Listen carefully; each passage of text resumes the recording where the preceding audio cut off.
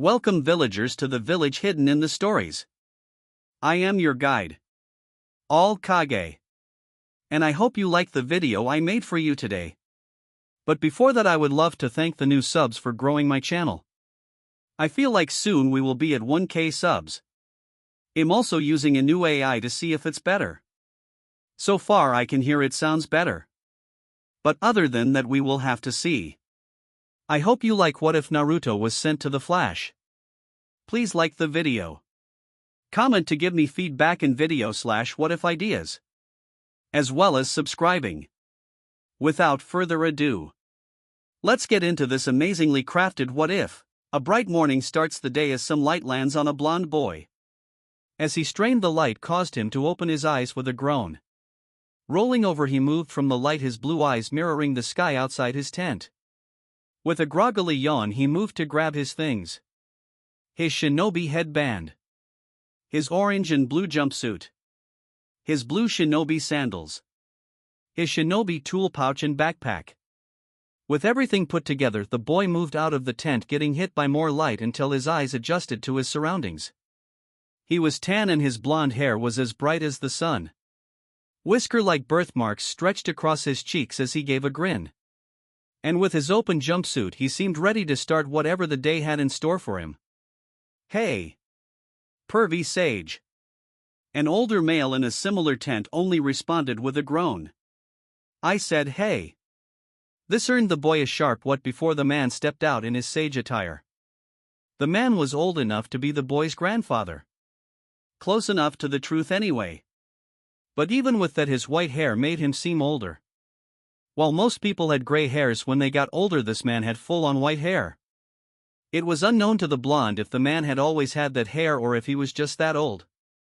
His attire was very different from the boy's, however. The man had a forehead guard with the kanji for toad on it. His jacket-like cloak was red and his fading green long-sleeve shirt under it, along with some more armor. He also had guards for his arms and the back of his hands as he straightened himself. His pants were sporting the same faded green as his shirt, along with some guards on his lower legs and wooden sandals. As he walked toward the boy, he seemed to have an air of authority around him before speaking. I told you, Naruto, not to call me that. Multiple times. I even said you could call me Jiraiya-sensei. You know, most people my age wouldn't allow you to call them by their first name. It's disrespectful. Naruto just laughed at this before talking to his sensei, not listening to a word he had said. So, Pervy Sage, when are we gonna start training? He asked slightly with a smile on his face as he got closer. This caused the white-haired man to push the boy back with an annoyed look, ready to shut him down. I told you. I will teach you when it is time. Then he paused, trying to think of another reason for not teaching him. And then it came to him. You still need to do the Rasengan with one hand. Once you learn that, I'll teach you something new. Those words made Naruto's smile fade. It soon became a frown as he slouched a bit before retaliating to what his teacher said. Come on. It's been 2 weeks since we left Konoha. I can't just do Rasengans forever. That's boring. When Naruto stopped, Jiraiya just gave a sigh before grabbing the boy's backpack and taking it off of him. Fine. He said annoyedly before ripping open the thing, causing most stuff inside it to fly out. You want to train so bad. Fine. I'll teach you something new. The man paused a bit as he drove his hand into the bag. A few seconds went by as he grabbed one item after another, discarding them to the grassy floor before pulling out a scroll. But after this, you got to leave me alone for at least a week, said Jiraiya before putting the other items back in the bag and placing the scroll down. I've already taught you how to do some elemental jutsu. You pick up those fast. But you still need chakra control. And once you have it, you won't need to overload your hand signs with chakra. Naruto watched the Jiraiya closely as he pulled out a paintbrush and some ink, as well as a random book that he got from his tent. Plus, this is much better than some fireball, he said slyly before sitting the boy down. You're still gonna teach me that, right? Naruto asked quickly. Yeah. I made sure to put all the jutsu you will learn in your bag. Just focus on this first because it's 2 things you're gonna need to learn to be ready for the Akatsuki. Naruto gave a nod at this and watched his sensei move. The white-haired man quickly dipped the brush in the ink before moved quickly and precisely. The streaks he made with the ink were beautiful to watch as with each stroke a new part of the paper was filled. Soon after a seal area was made by the man. But it was hard for Naruto to understand. You painted a design. What was that supposed to do? The blonde asked, making Jiraiya scowl. You are an idiot. No, I'm not, you damn pervert, yelled Naruto in response. Just shut up and watch. Then the man tapped the already dry ink. This caused the ink to glow a bright blue. After the flash was over, the 2 disappeared from their original area. But after 2 seconds they were back. What was that? Naruto screamed as he patted himself down. Then he looked to Jiraiya, who grinned at him and was ready for praise from his student. Well, Naruto, that was sealing jutsu. In this case I made a sealing area capable of making a pocket dimension to hold us. That's awesome, the blonde said with his eyes seemingly shining. But how does it work? And how is it better than a giant fireball? Hearing this, Jiraiya face-palmed before giving a loud sigh and grabbing the scroll and replacing it with a new one. Well, the kanji I used were of a language of old supposedly made by the sage of 6 paths. Meaning it's the language used to alter and seal anything. As long as you have the right combination, practically nothing is impossible. And 2. It's way better than a fireball, yelled Jiraiya before Naruto yelled back. You don't have to shout. Well, with you I feel like I do. The 2 yelled back and forth until the blonde had realized something. Remembering his teacher had said he would learn 2 things. Wait. What's the other thing I'm gonna learn? He asked, quickly stopping the shouts, calming the older male down as he realized what his student had. This made Jiraiya move to pick up the book he had placed next to the scroll. Then he opened the book with the same grin as before. Well, this book will not only teach you how to use sealing jutsu, it will also make sure you can make your own elemental and non-elemental jutsu. Naruto quickly gained a questioning look at this. He had never heard of non-elemental jutsu before. So why was the perv trying to teach him that? Although he didn't mind trying to make his own fireball jutsu. Wait. What's a non-elemental jutsu? Jiraiya silently shook his head before closing the book, turning his attention to Naruto. They really didn't teach you much in that academy, did they? Said the man before he gave a sigh. Well, I guess I have the time. The white-haired man got up and took in a deep breath. Non-elemental jutsu are jutsu that don't fall into a specific category, such as the Shadow Clone or the Rasengan. The jutsu that usually fall under this category are usually bloodline jutsu or clan jutsu, like Eri from the Ino Shika Cho formation. These type of jutsu can also have conjunctions with multiple different jutsu types. Do you get it now? Nope. Jiraiya just sighed again before handing Naruto the book. Well, you will when you read this. For the next week we will be moving to the mountains and back to train your body in chakra control.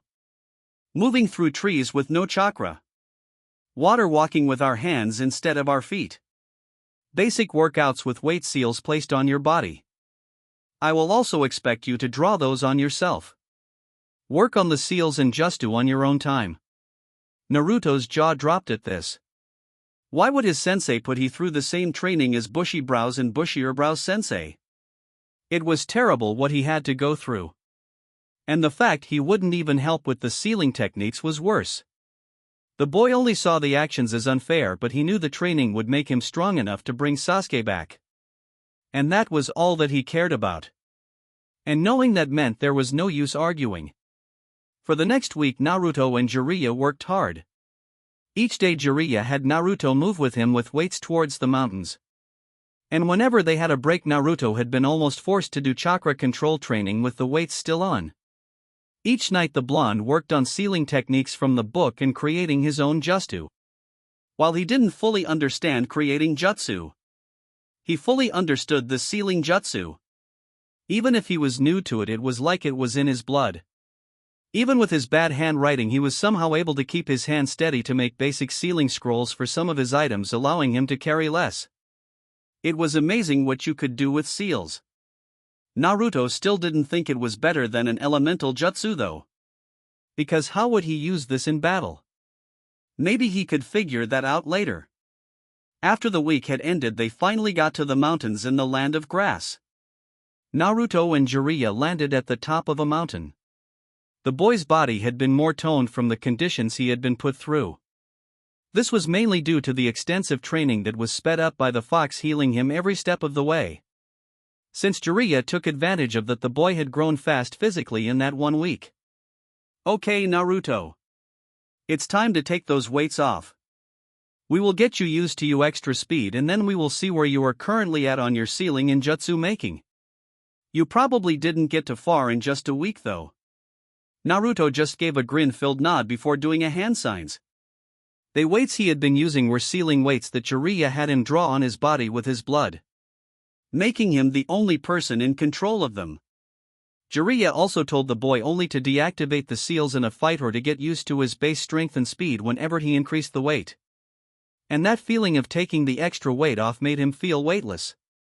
To go the extra mile, the blonde took off his backpack and his jacket, making him feel even lighter. With one push, the boy had slammed into the side of the mountain. He then fell to the floor with his head held by his hand. Damn. I knew those weights were heavy at first. But to make me this fast in just a week. I might be as fast as Lee, said Naruto before he gave a chuckle and looked to Jiraiya. Not even close. You just made the mistake being too close to the mountainside. And plus Lee is way faster than that. And he can control himself without the weights. It just goes to show you need more work. After saying this, the white-haired man moved to help Naruto up. Within an hour he had gotten the boy control of his knee strength and speed and was now ready to see the skills that Naruto had been working on by himself, as well as increasing the weights on his seals by triple the original amount. But even with the extra weight, Naruto had already been trained to walk around with weight he wasn't used to. Just had to put extra power into his stride and basic movements. The two sat down next to a campfire that Jiraiya started. He even started a second one to cook some of Naruto's favorite ramen. And in a few seconds the boy had finished said noodles and presented a blank scroll to his teacher with a grin. Jiraiya just looked blankly at the piece of paper before turning to his student. What's this? He said in a bored tone. It's my work, Naruto responded before looking back at the scroll. Well, it will be my work. The blonde pulled out a brush and ink and started doing what he had seen Jiraiya do a week ago, with each stroke being exactly like what he saw Pervy Sage do. And with a grin, the same exact seal he had made days ago was shown to him. But the man had already noticed some flaws with the formula. Once Naruto finally finished, he gave a big grin to Jiraiya. So, what do you think, Pervy Sage? Before the man gave an answer, he pulled out the original scroll the seal was based off of. The white-haired man then laid it out for the boy to see. And as he looked, he saw the same mistakes that his sensei had already seen. You messed up one of my greatest creations, the man said with a seemingly bored tone while he frowned. This made Naruto look away from the man before he spoke again. But, to be fair, you did only see it once. And this formula is almost exactly right. Naruto gave a grin at this as Jiraiya gave the grin back. The blonde was happy he at least got some leniency with this. To him, this was the break that he was asking for. But even he knew it wouldn't last long since they would need to get back to training. Show me what else you have been working on. As the man said this, the blonde boy moved to grab his backpack and jacket, obviously looking for something. It only took a few seconds for Naruto to pull out 4 pieces of square-shaped paper with different seals written on them. Well, while I haven't been doing good with making my own jutsu yet, I've been able to come up with this seal. He said, his grin still as big as before as his sensei watched closely. So, what does it do? Jiraiya asked. Hearing this, the boy laid out the papers in a specific way before rechecking them. So theoretically, These seals work together to speed up the language learning process. Naruto then pointed to one of the seals. This one takes in the language like a normal seal would take in an item. It's also the seal that will release a different language from your original. The blonde then moved his hand to a different seal. And after a certain time of being around the language, this one links it to yours for translation. The boy moved his hand again to point at the next with a grin. And this one will change what language you hear and see, while the last one will let your sort and change which one you will use. Theoretically, anyway. This made Jiraiya start to think over what the blonde had said. Not only the fact that the boy was a natural for seals like the few that actually used them, but with a few more years, maybe months of training, he could be a master at them. Even if all of it is theoretically, the seals that Jiraiya were shown seemed like in the right formation they could work. Another thing the man was thinking on was how smart the boy really had to be to make something like this. Or maybe it was just the fact seals were in his blood. He noticed how the boy never really liked to do the basic math the academy tried to show him. As the man was in his thoughts, Naruto had already started to pack up his seals. The blonde then reached for the pocket dimension seal. As he reached out his hand, he felt something telling him to stop. But he just decided it was nothing. If he really wasn't meant to touch the thing, something would have already stopped him. He thought with a sigh before reaching for it once more. And when he touched it, the feeling felt harder than before. His chakras started to seep into the ink. He could feel his inner energy be forcefully pulled into the seal area. And after a few seconds, the seal blasted Naruto and Jiraiya back. But not without creating a blue swirling water-like portal. "What the hell?" said Jiraiya as he held the ground. "Naruto, are you okay?" he asked, turning towards his student. The blonde just gave a thumbs up before sitting up. The two looked at the portal a bit confused until they started feeling a pulling force take hold of them. It was coming from the portal as they saw most everything get sucked into it. Wind grew as the two started to slide to the portal. Naruto was sliding a bit faster as he hadn't been keeping himself anchored to the ground. "Naruto, get your feet on the ground," shouted Jiraiya with worry laced in his voice. "Or you're gonna fall right in it." The blonde quickly nodded at this, knowing that Jiraiya was right. Naruto quickly put his bag on his back and tried to get his feet on the ground. But before he could use chakra, he was picked up by the force growing stronger into the air where he couldn't stop himself. The portal started to raise with the boy positioning itself in the air behind the blonde. More things started to fly into the portal. The tents, trees, even small animals. With everything that flew in the portal grew stronger. Finally, Naruto started to fly directly at the portal, not able to control where he moved. "I'm coming, Naruto." Saying this quickly, Jiraiya moved and started to run after the flying boy. He caught the blonde's arm and tried to keep him held down to the ground. This didn't work, and with every second both were getting pulled closer. "I'm sorry, sensei," Naruto said with sadness in his eyes, somewhat afraid of what he was about to do. "Don't say that. This isn't your fault," the white-haired man responded. "That's not what I meant." The blonde tried to put on the best smile he could before speaking again to his sensei. "I was supposed to bring Sasuke back. But I can't have you dying to pervy sage. This mistake was on me. And I can't let you pay for it." As he said this, a blue energy swirled around his right hand. This energy began to build up and it eventually formed a Rasengan. He had learned the jutsu in such a moment like this. Jiraiya thought. "Don't say that. I can get you out," the man cried out before grabbing Naruto's arm with both his hands. "You're not gonna die. We can figure." "No," Naruto shouted, stopping the man. Tears poured from his eyes as the blonde said this to him. He didn't know what he could do at this moment. And if he let go, Naruto would be gone forever. "I'm sorry, sensei. But you have to let go." The man just shook his head fast, not listening to what the boy had requested. "Please." He shook his head again at this, quicker than before. Naruto gave a sigh before pulling the man up. "See ya." pervy sage. Saying this, the blonde gave the best grin he could before spamming the spiraling orb of chakra into Jiraiya. This sent the man back, allowing Naruto to fly freely into the portal. And before the man could try and stop it, the same portal was closed, the blonde disappearing with it. "No," he said silently. And then he shouted it. The word reverberated through the mountains. The roar was of sorrow and sadness that the white-haired man had felt before many times. POV switch. The other side of the portal.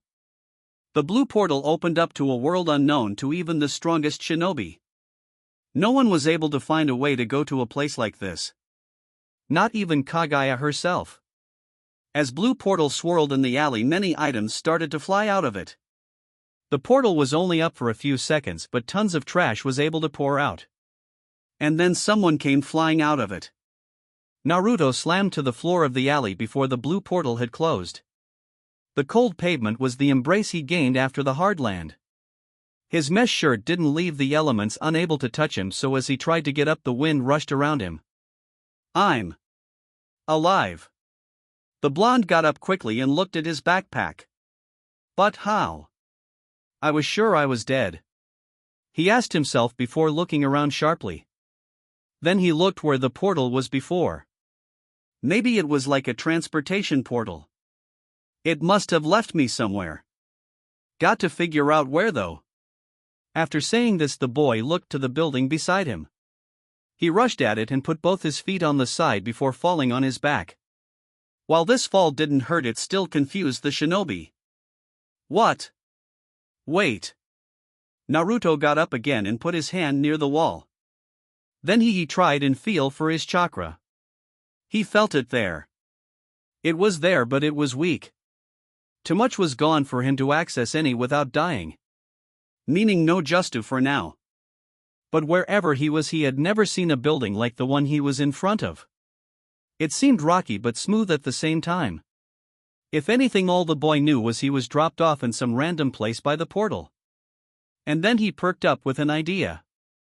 He may not be able to access chakra, which was a problem he could figure out later. But he could always just ask someone where he was.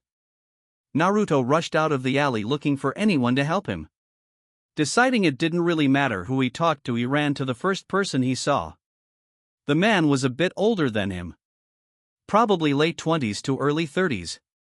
And from African American descent. With short hair, a beard, and brown eyes.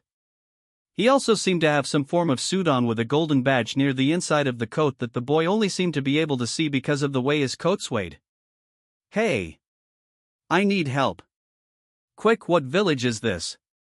Naruto asked quickly, almost too excited to speak to someone as he saw it was all he could do without chakra.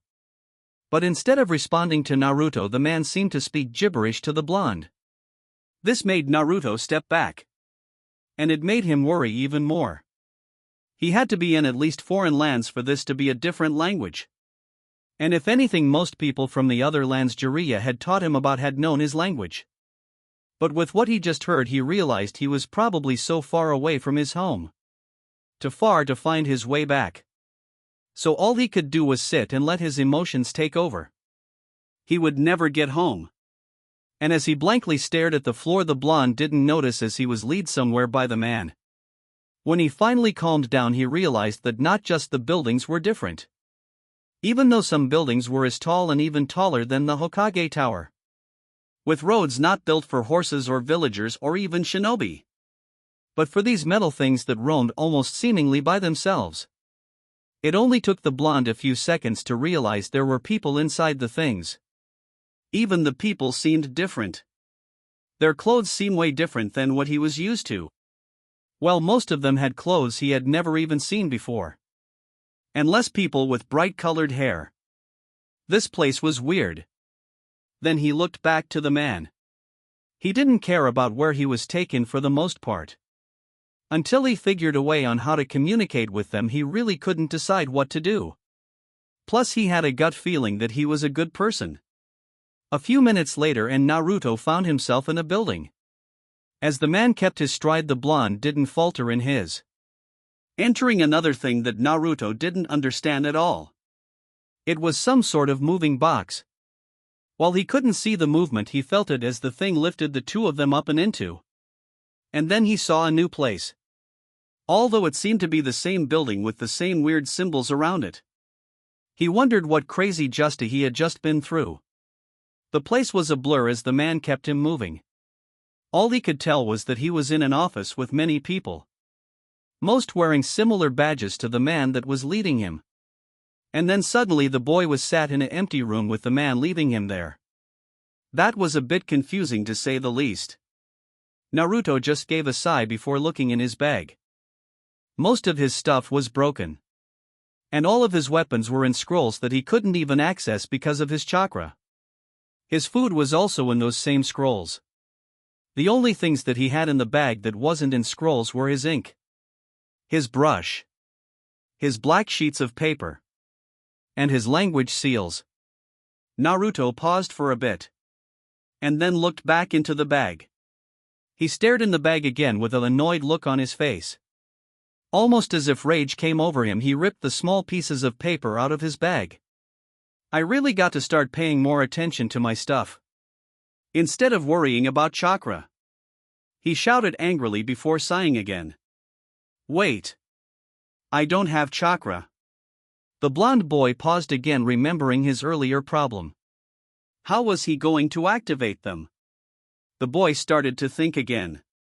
He didn't have much time for those people to come back, so he at least wanted to know what they were saying. I got it, he said with excitement. I may not have chakra.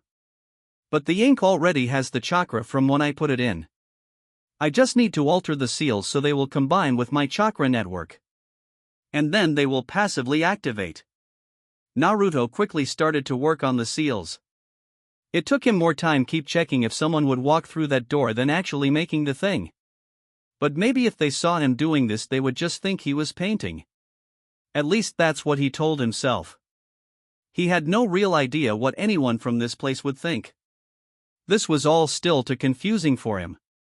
Done, said the blonde with a grin. It will probably still take some time for it to take in the language though.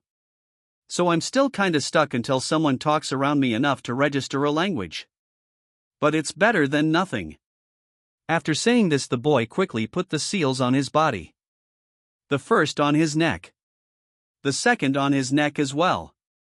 The third and fourth went on his left arm. Each seal faded into his body as if they weren't there. Then the boy took some paper to replace the 4 pieces he had taken out so he wouldn't seem suspicious. But with all of it done, the boy could only grin. He had been excited about his work all the time. Making seals was just him somehow. Even if big flashy jutsu were better. But he was glad he would be able to communicate with these people. As he was thinking about the way he was going to need to live in this country before getting home, the man that had taken him here had walked into the room. Along with a woman who seemed to just eye the blonde closely. The man moved to sit in the opposite chair from Naruto before taking out some papers. While the woman sat at a different table with similar papers. The man seemed to gloss over the blonde ever so slightly. As if he was trained like a shinobi to look underneath the underneath. Like someone who solved mysteries. And to be honest, that was something Naruto could get behind. A few minutes went by and the man finally started to speak. But since Naruto couldn't understand a word of what he was saying, it all just seemed to go right by him. And sometimes Naruto would make out a repeating word. Sometimes the man had paused to see if the blonde would say anything. But even after the few minutes, Naruto still couldn't understand him. And that was when the boy broke. Damn it! He shouted, realizing that the seals most likely didn't work. As worry washed over the boy, panic did as well. Why did I think any of it would work? I should have tested them somehow. Now I'm stuck in this random place and Naruto stopped before giving a sigh. Pervy Sage would want me to stay calm. I know I'm worried, but I'm a shinobi. I have to get back. Then he looked back to the man who started to speak again. The man realized it was a language barrier between him and Naruto. The girl just sighed and spoke to the man, not understanding Naruto one bit before leaving. To them it seemed like something like Naruto was speaking Japanese, but most of the words and characters were different from it. Which was why the girl had left with nothing to convey to the man. But finally, after a few more minutes of the man speaking, Naruto could finally make out some basic words. This made the blonde realize the seals didn't fail. It just took longer for it to take in the language than he expected. So if you're speaking, I can't understand you, kid. We need to get her a better translated. As the man said this, Naruto only made out some of the words, so he only understood a bit of what he was saying. So then the boy decided he was gonna start speaking. "I Naruto," he said, not knowing some of the words as his accent still shined through the seals. This surprised the man, as 10 minutes ago the boy seemed to not comprehend a word he was saying. But now he was speaking maybe 3-year-old level speak with no evidence of speaking any other languages but his own. "You can understand me now?" the man asked, quickly realizing he was in his own world for too long. Naruto only made a so-so motion, telling the man he had some basic comprehension of his language. "But how before you were speaking in what we thought was Japanese?" Naruto questioned this before speaking to the man again. He still couldn't make out most of the words to what he was saying, but he was glad he at least had some understanding. But it seemed like the man already had questions for him, which could be a problem. But he didn't really care all that much. If the man could help him get home, then he would gladly do so. "I fast learn." This made the man shift a bit. Guessing this was all they really had for the boy anyway, so he needed to get as much information he could, instead of worrying about the specifics of how the kid learned so fast. "So kid, how old are you?" Naruto just tilted his head, not understanding the question, making the man sigh. Then the man held up his hands with him counting from 1 to 10. "So how old are you?" The blonde thought for a second before speaking again. "Whatever come at 3 above 10. As Naruto said this, the man began to write, seemingly happy they could finally get some answers. And with every minute Naruto began to understand more about the language. While the man finally gave his name, which was Joe West, and got some answers from the blonde, Naruto had no problem telling the man everything he knew. How he fell through a portal and how he didn't know where he was. While Joe dismissed this, he didn't overwrite the fact Naruto believed he was lost, which was probably the only thing that the man thought was true. Of course, the blonde still kept some stuff away, like the fact he was a shinobi. The fact his scrolls would be full of weapons if he had chakra. Oh, and that's the big one. He didn't want to tell anyone about chakra because from saying one sentence about chakra, Joe had just looked at him weirdly. He never wanted to see that look again. It may have not been a look that the old villagers gave him, but it still reminded him of that. So for now, no talking about chakra. At least not until he had enough to prove it real and find a way home. He then began to tell Joe about how he really didn't have any place to go. And seeing as they didn't and couldn't have any files on him, they saw this as another true thing. "So, from what I piled together, you don't know where you are. Don't have any family that we can take you to. And you don't even know what Japanese is. Which is what your language sounds like." Naruto just gave a nod at this boredom, waiting to get out of here. And with what he saw, this country didn't allow child shinobi, or whatever Joe was. So he would probably go into an orphanage. And that would take years from his seals. And he did not want to deal with that again. The best he could do was ask for a map, or even a globe of the planet, to see where he was. This made Naruto's eyes widen, realizing that Joe had been asking questions when he was the one that was lost. And a float could probably tell him everything. This made him give a grin before jolting up with an idea in mind. Or at least what he saw as an idea. "Joe, could you get me a orb of the planet?" Naruto asked, his grin still big. "You mean a globe?" The blonde nodded quickly at this, confusing the man like so many times before. But then Joe just gave a shrug and left to get what the boy asked for. Not too long later, he came back with the globe and placed it on the table. Naruto not giving 1 second to see where he was, perked up at the man. "Can you point at where we are?" the boy asked. Joe just sighed before pointing at a large landmass on the globe called the US. Then the blonde grabbed the globe and started to spin it looking for the elemental nations. Then his grin faded. No matter where he looked, he couldn't see the elemental nations anywhere. Then he looked back to Joe with a questioning look before the man just asked the question on his mind. What? He said. The short word giving little insight into what he wanted before Naruto spoke. Well, where is the elemental nations? Joe sighed, thinking this was another portal theory, just like someone he knew back at home. There is no such nation, kid. Sorry. Naruto sat back down, his questioning look gone, replaced with a worried look. He was so far away from the nations. He wasn't just on a different country. He thought, trying not to convey his emotions so Joe wouldn't see. But then a tear fell. And then Blonde just silently wiped it away, still trying his best to keep calm. The boy also stopped talking. Not able to get any information from him, Joe just left the room. Not too long after, he came back with more papers and a worried look for the boy, having noticed the tear that fell down his cheek. Well, Naruto, I've been asking the questions for a while. It's finally time you ask some of your own. But after we are done, I have one last for you. Naruto just gave a nod before trying to think of anything he wanted to know. He already knew he was in a different country. Well, world, since he couldn't find his home on the globe.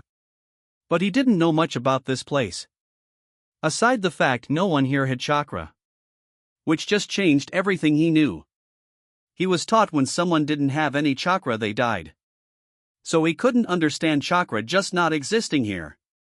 But he couldn't ask about that. So he decided for the next best thing. Where am I? He asked, still looking down at the table. And I'm not talking about the country. Joe just gave a smile before putting the papers down. You're in a police station. Naruto just gave a questioning look, making the man sigh before making sure the blonde could understand. It's a place of law enforcement. We help people, said Joe quickly before trying to see what the boy thought of this. Well, it's nice to know I wasn't kidnapped. The older male just laughed at this, with the blonde lightening up. Any other questions? Joe asked. Well, just one. Naruto said. Where is the police station? Joe only laughed, having realized for a kid he was surprisingly calm again for his situation. But then again, he hadn't been with the kid that long. And plus, he felt bad for not explaining more of where the boy was. When Joe finally stopped laughing, he was able to answer the blonde. Well, Naruto, the police station is in Central City, which is the home to many people. Is that all? Naruto gave a nod, making Joe smile a bit as he readied himself to ask his last question. It took him some time to see how he felt about what his captain had suggested. But he still had to ready himself for what he was about to ask. So he gave a sigh of relief, and then he looked back to Naruto. So, my final question is, would you like to be taken in by me?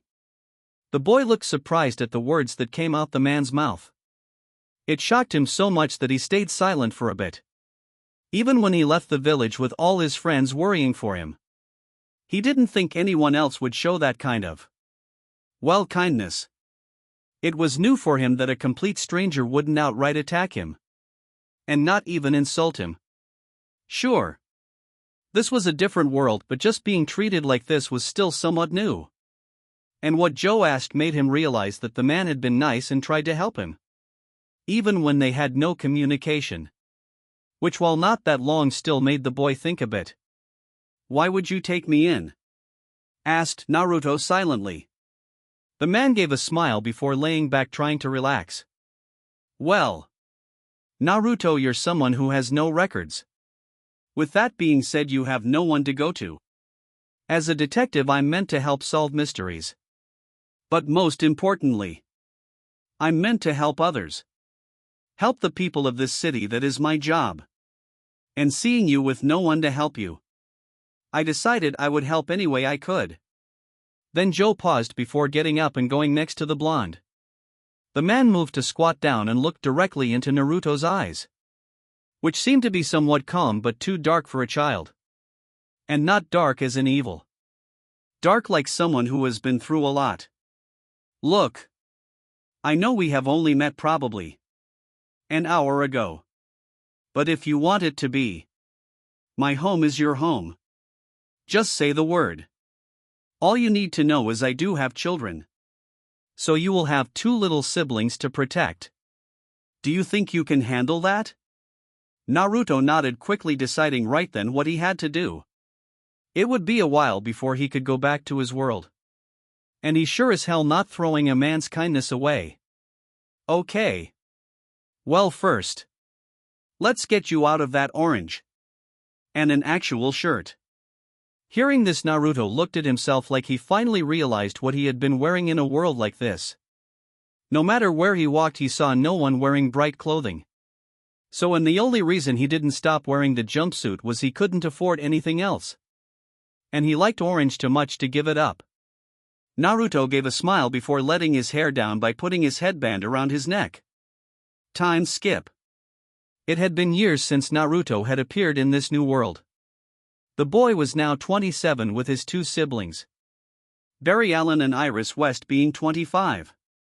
The blonde was happy that he was practically a part of the family as soon as he joined. But it took a while for Barry to accept him. Mainly because of what they had been through. It was crazy how similar their pasts were. But he didn't want to think of that at all too much. He had wasted so much time. He knew he would have to leave this life at some point. But part of him didn't want to. He had gained a family. A job in this new world, being a singer and forensics chemist working for the CCPD. He does singing because it's something to pass the time. While he is a chemist because he thinks he can find a way to replace his chakra that he lost with the chemicals that him and Barry have in the lab. Oh, that another thing, the 2 brothers work together a lot on different cases. But most of the time they do their own things. With mainly Naruto staying in the lab unless Barry needs extra help or unless he has his own case. In fact, Barry was running late right now to something that happened a few blocks down. Now about Iris. Not only did Joe not allow the girl to work with the CCPD, but she still somewhat holds a grudge against the man for doing so.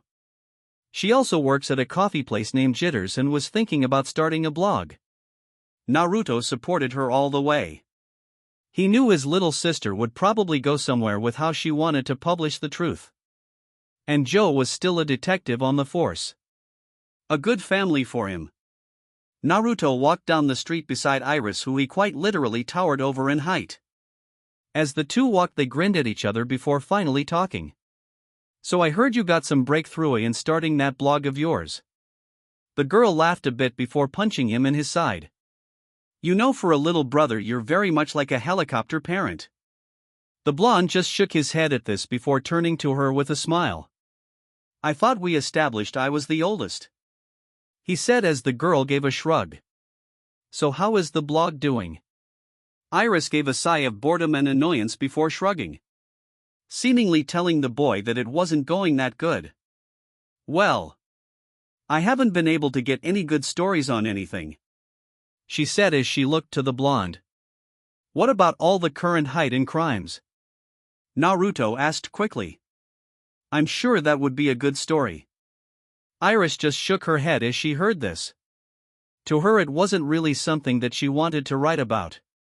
Especially since the crime rate was probably not really connected to anything. It's a no-go. Plus, you know how Dad is about me wanting to write about that stuff. This made the man give a nod of understanding. Knowing how protective Joe was with Iris, he was going to go into his head about when the girl had took his attention again. Well, what about you? You seem to want to know about your sister's life. Seems only fair if we talk about yours. Naruto just gave a chuckle at this, prompting the girl to speak right away. How is your singing going? Iris asked quickly. Well, I got kicked out of the band, the blonde said just as quickly, surprising the girl. What? She questioned before the boy responded with yeah. I still don't know why, but it's probably something to do with me being late. The girl just laughed before turning a corner, making him follow as the two got to their destination, which was Iris's job at Jitters. "See ya, sis. Make sure to meet me and Barry by the lab." He said he wanted to talk to us about something. Most likely about the particle accelerator. The girl just gave a nod at this before walking inside, leaving the blonde to keep walking. As he did this, he began to think on his past. Like he always seems to look back to. He wondered how much had changed as he roamed the city, not paying much attention to where he was going. He hadn't gotten a bit of chakra back since he became stuck. Which is why he even became a chemist. Well, that had two reasons. Although he was mad at himself for learning something he would never usually learn. Even Iris says for a nerd he's too lean. Which he took as a compliment, since most nerds the blonde saw in movies here were kinda, well, usually weird in some way. He took it as he was just one of the normal nerds. The second reason he became a chemist was to help in the city. While he wanted to help, he also wanted to be finding a way home at the same time. So joining the CCPD was the best way. As he thought about this, Naruto began to cross the street, still not paying much attention to where he was going, until a car came speeding at him. The blonde quickly leaped back. As he did this, he was about 6 feet of the ground until the car passed. He would have gotten hit if it wasn't for his past training. Even if he was a bit rusty, he was lucky to at least have his past shinobi training. After thinking this, Naruto moved to get to CCPD, not wanting any more distractions. Especially not in his emotional state whenever he starts thinking about everyone back in the Leaf. He hoped they were okay at the very least. Finally, after a few minutes, Naruto was able to get to the station. As he walked in what he now knew as the elevator, he gave a sigh before clicking one of the buttons on the side of the wall. The machine started to raise him up, passing a few floors before finally stopping on the 5th with a smile. The doors opened slowly, and when they fully opened, the blonde was able to walk through. He said hi to the people in the office before walking towards his father's desk. The man wasn't there, so he shrugged it off before moving to go to his and Barry's lab. As he walked in, he saw his brother working on his board. The same board he had been using try to prove the impossible possible. Naruto walked closer to the brunette before speaking, eyeing the same board the man was looking at. "So, any new information?" he asked calmly, to which Barry shook his head before turning to the blonde. "It's been years since I've gotten a piece of anything on this case." As he said this, he moved a cover over the board and moved to his desk. "We will find your mom's real killer, Barry. It's just gonna take some time." Barry just gave a chuckle, prompting Naruto to move to the only punching bag in the room. The blonde started box with the equipment before speaking again, sounding more exerted than he needed to be. "Well, other than that, is today the day you're gonna ask Iris out?" Barry gave a chuckle before responding to Naruto. "I still can't believe you figured that out when we first met," he said quickly. "It wasn't that hard. Give me some credit." After this was said, Naruto moved to sit on the side of his desk, turned to Barry. "What do you mean, give you credit?" he shouted jokingly. "When Joe finally got you into school, you told us you thought you were going to fail." Naruto laughed at this slightly, as that was exactly what happened. At first he didn't like the prospect of doing school again. But at least he made it. "I'm gonna tell her," Barry said, pulling Naruto out of his train of thought. "I mean, it's been a while. I've kept this to myself for a while." Naruto cleared his throat, making the man pause before chuckling and continuing. "Okay. I kept this somewhat to myself for a while. And I think it might be time to tell her. And where better than at Star Labs, on the day that the partial accelerator starts." Naruto just chuckled at this before moving slightly. "So that's what we are all doing?" Barry just gave a nod to allow the blonde to continue. "You gonna give Iris the whole? This is how much we know now. And this will be how much we know after the accelerator turns on." Speech. After this was said, Barry looked somewhat surprised before giving an embarrassed laugh. The laugh was somewhat unexpected for the man, but he still did so after realizing how much he actually did that speech with Naruto.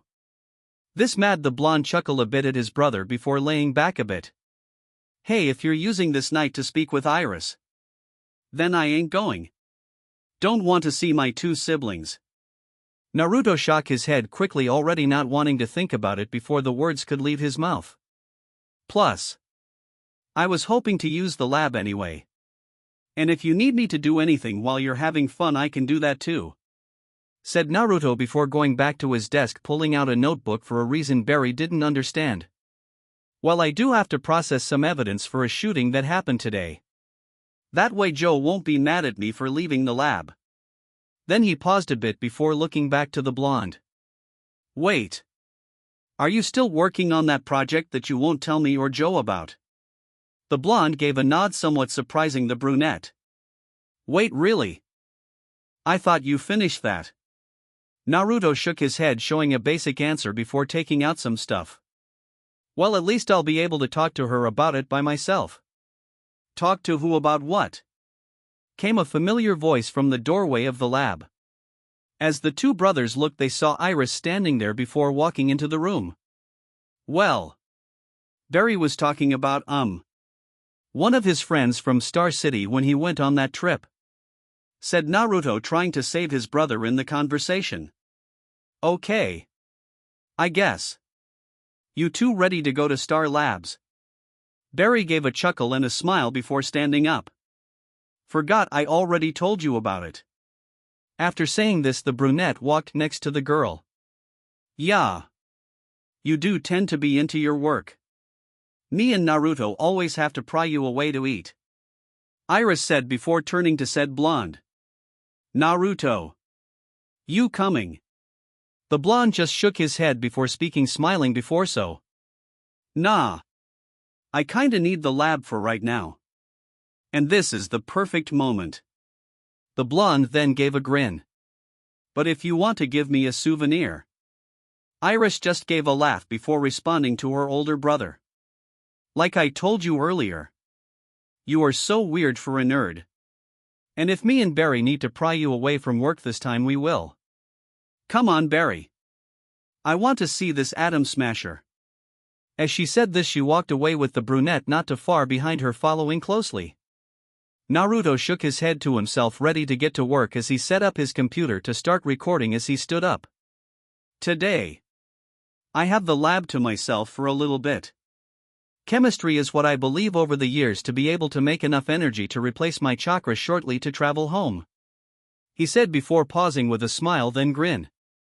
The man then moved to get more test tubes and chemicals from the back, along with some from under his desk, slightly hidden like most of his scrolls. Even over the years, he still had an understanding for hiding things in plain sight like a shinobi should. Over the past few months, I've been able to do at least 255 tests for such an energetic reaction. 256 now.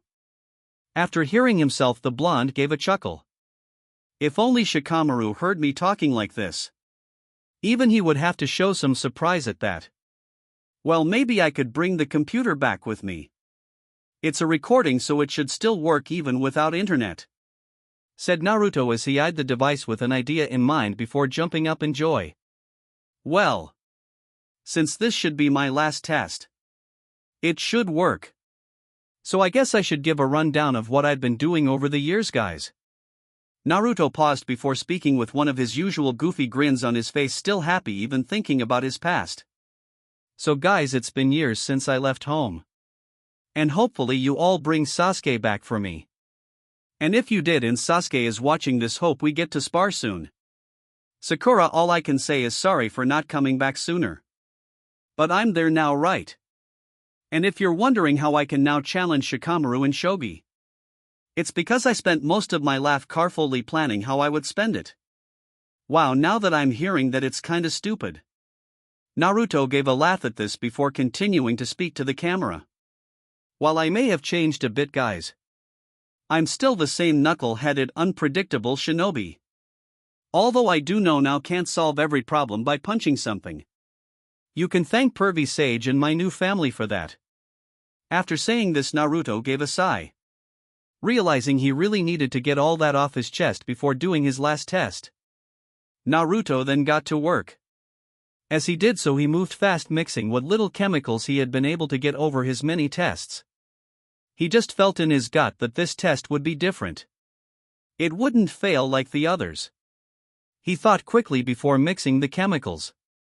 Then he superheated the mixture, looking for any slight glow as he carefully did so. Naruto sighed, waiting for the chemicals to heat up. He always hated waiting for the reaction. But after an hour it finally went up in smoke as the light flickers from the force. No. Shit. Saying this, the man rushed at the test tube. It wasn't meant to fail. This was his last chance to go back, and he didn't have any other test planes. This can't be happening. Damn it. He shouted as it carried through the air. The blonde sat back in his seat to turn the recording off. An hour wasted, said the blonde as he let his head rest back on his seat. This is so stupid. Suddenly a blue glow came from the smoke, stopping Naruto's outward thoughts. The blonde quickly got back up and went to the test tube, cooling it in water. The whiskered man gave a grin at this. He looked closely at the compound that glowed a slight blue. As the light began to grow, so did his grin. I'm coming home, guys. Naruto then sat back down, quickly laying his head on his desk. Happy he was going to see his friends again. But then he thought about how he was going to tell his family. Iris, Barry, Joe. How was he going to explain the impossible to them without freaking them out? Ironically, after thinking about this was when one of the people he was thinking about walked into his lab. It was Barry, who quickly moved to sit at his desk, looking dejected for some reason the blonde couldn't understand. Hey, Bear. You okay? The man asked before walking to his brother. Barry just sighed at this before sitting back, his digested looking still stretched across his face. I don't really want to talk about it. It's not really important anyway. Naruto just sat on his brother's desk before patting him on his back.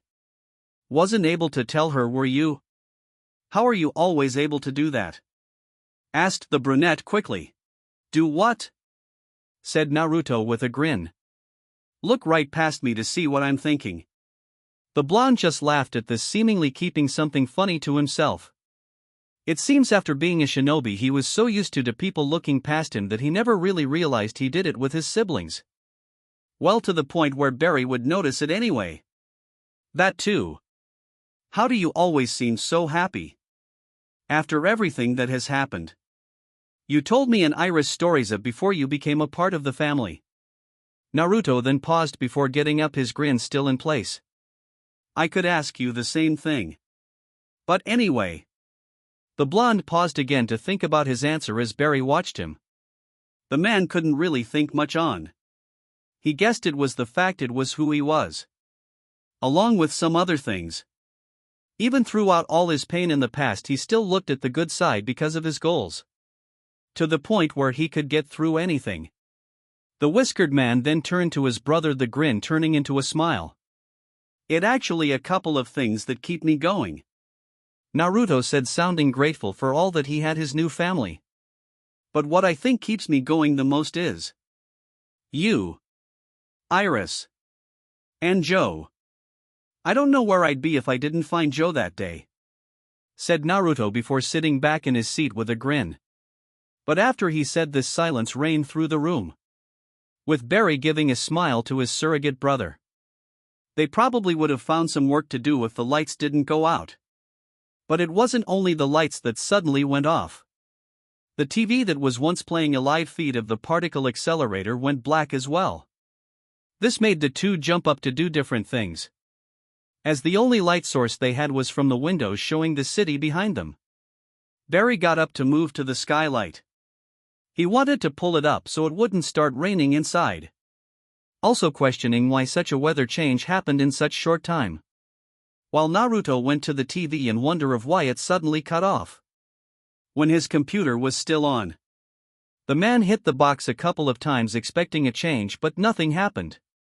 Then the blonde looked to his desk, eyeing the blue glow from the test tube he had hidden. questioning if it had something to do with the sudden power outage. But when both looked back outside, they were able to answer their questions. As they saw it, both were confused. They could only watch as Star Labs seemed to have an orange glow around it, along with a field of lightning going into the air. The two could tell it wasn't the other way around, as the lighting wasn't such colors normal. And just like that, the wave of orange rushed out, destroying the glass in the windows. Since Naruto was the closest, he was his by all the glass. The whiskered man was blown back onto his desk where his hidden test tube was. The blue glow perishes under his back as it mixed with the orange energy and seemingly disappeared. The desk broke from the blonde, suddenly falling on it as he passed out. Barry could only watched as he was confused by the sudden action. He worried for his brother as he turned and looked. The look of fear was edge on his face before the glass had broken above him. While surprisingly no glass hit him, he still had to look up into the rainy sky. The brunette then gave a sigh before starting to walk towards Naruto. Barry was then hit by lightning. The same lightning that was seen by Naruto going into the sky from Star Labs. And the force of it launched the man into the chemical shelf on the other side of the room. The sudden strike as well as the force of the launch would seem to most what caused the two to pass out. But to some they knew the real reason of why such a thing happened.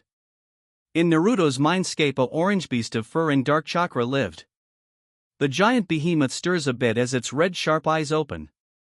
The 10 tails of such a thing swirled in its cage as it started to shift awake.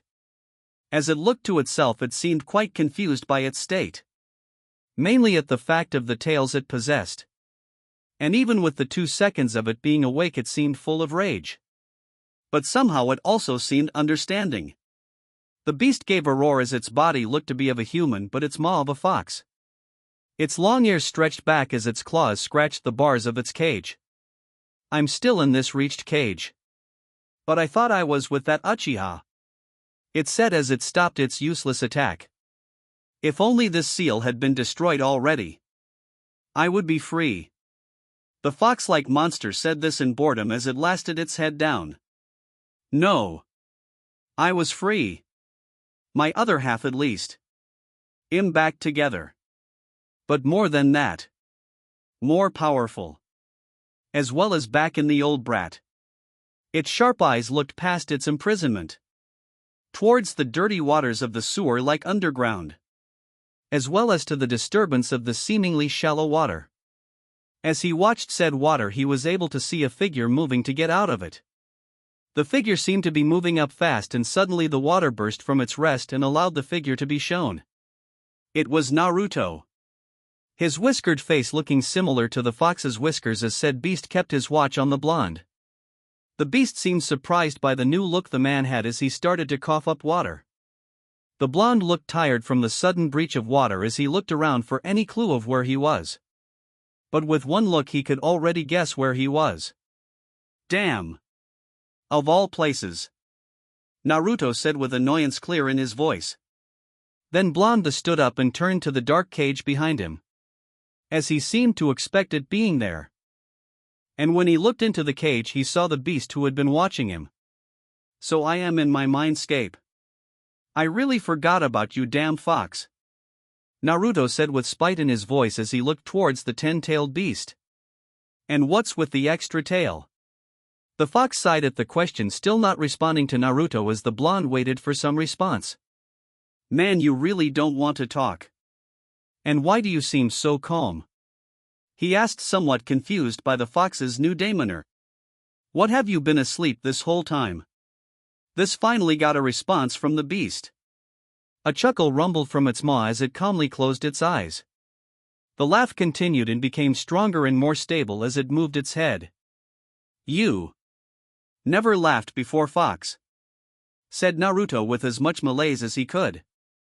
"What's different?" "That's the thing," the fox said as it suddenly stopped its laughter.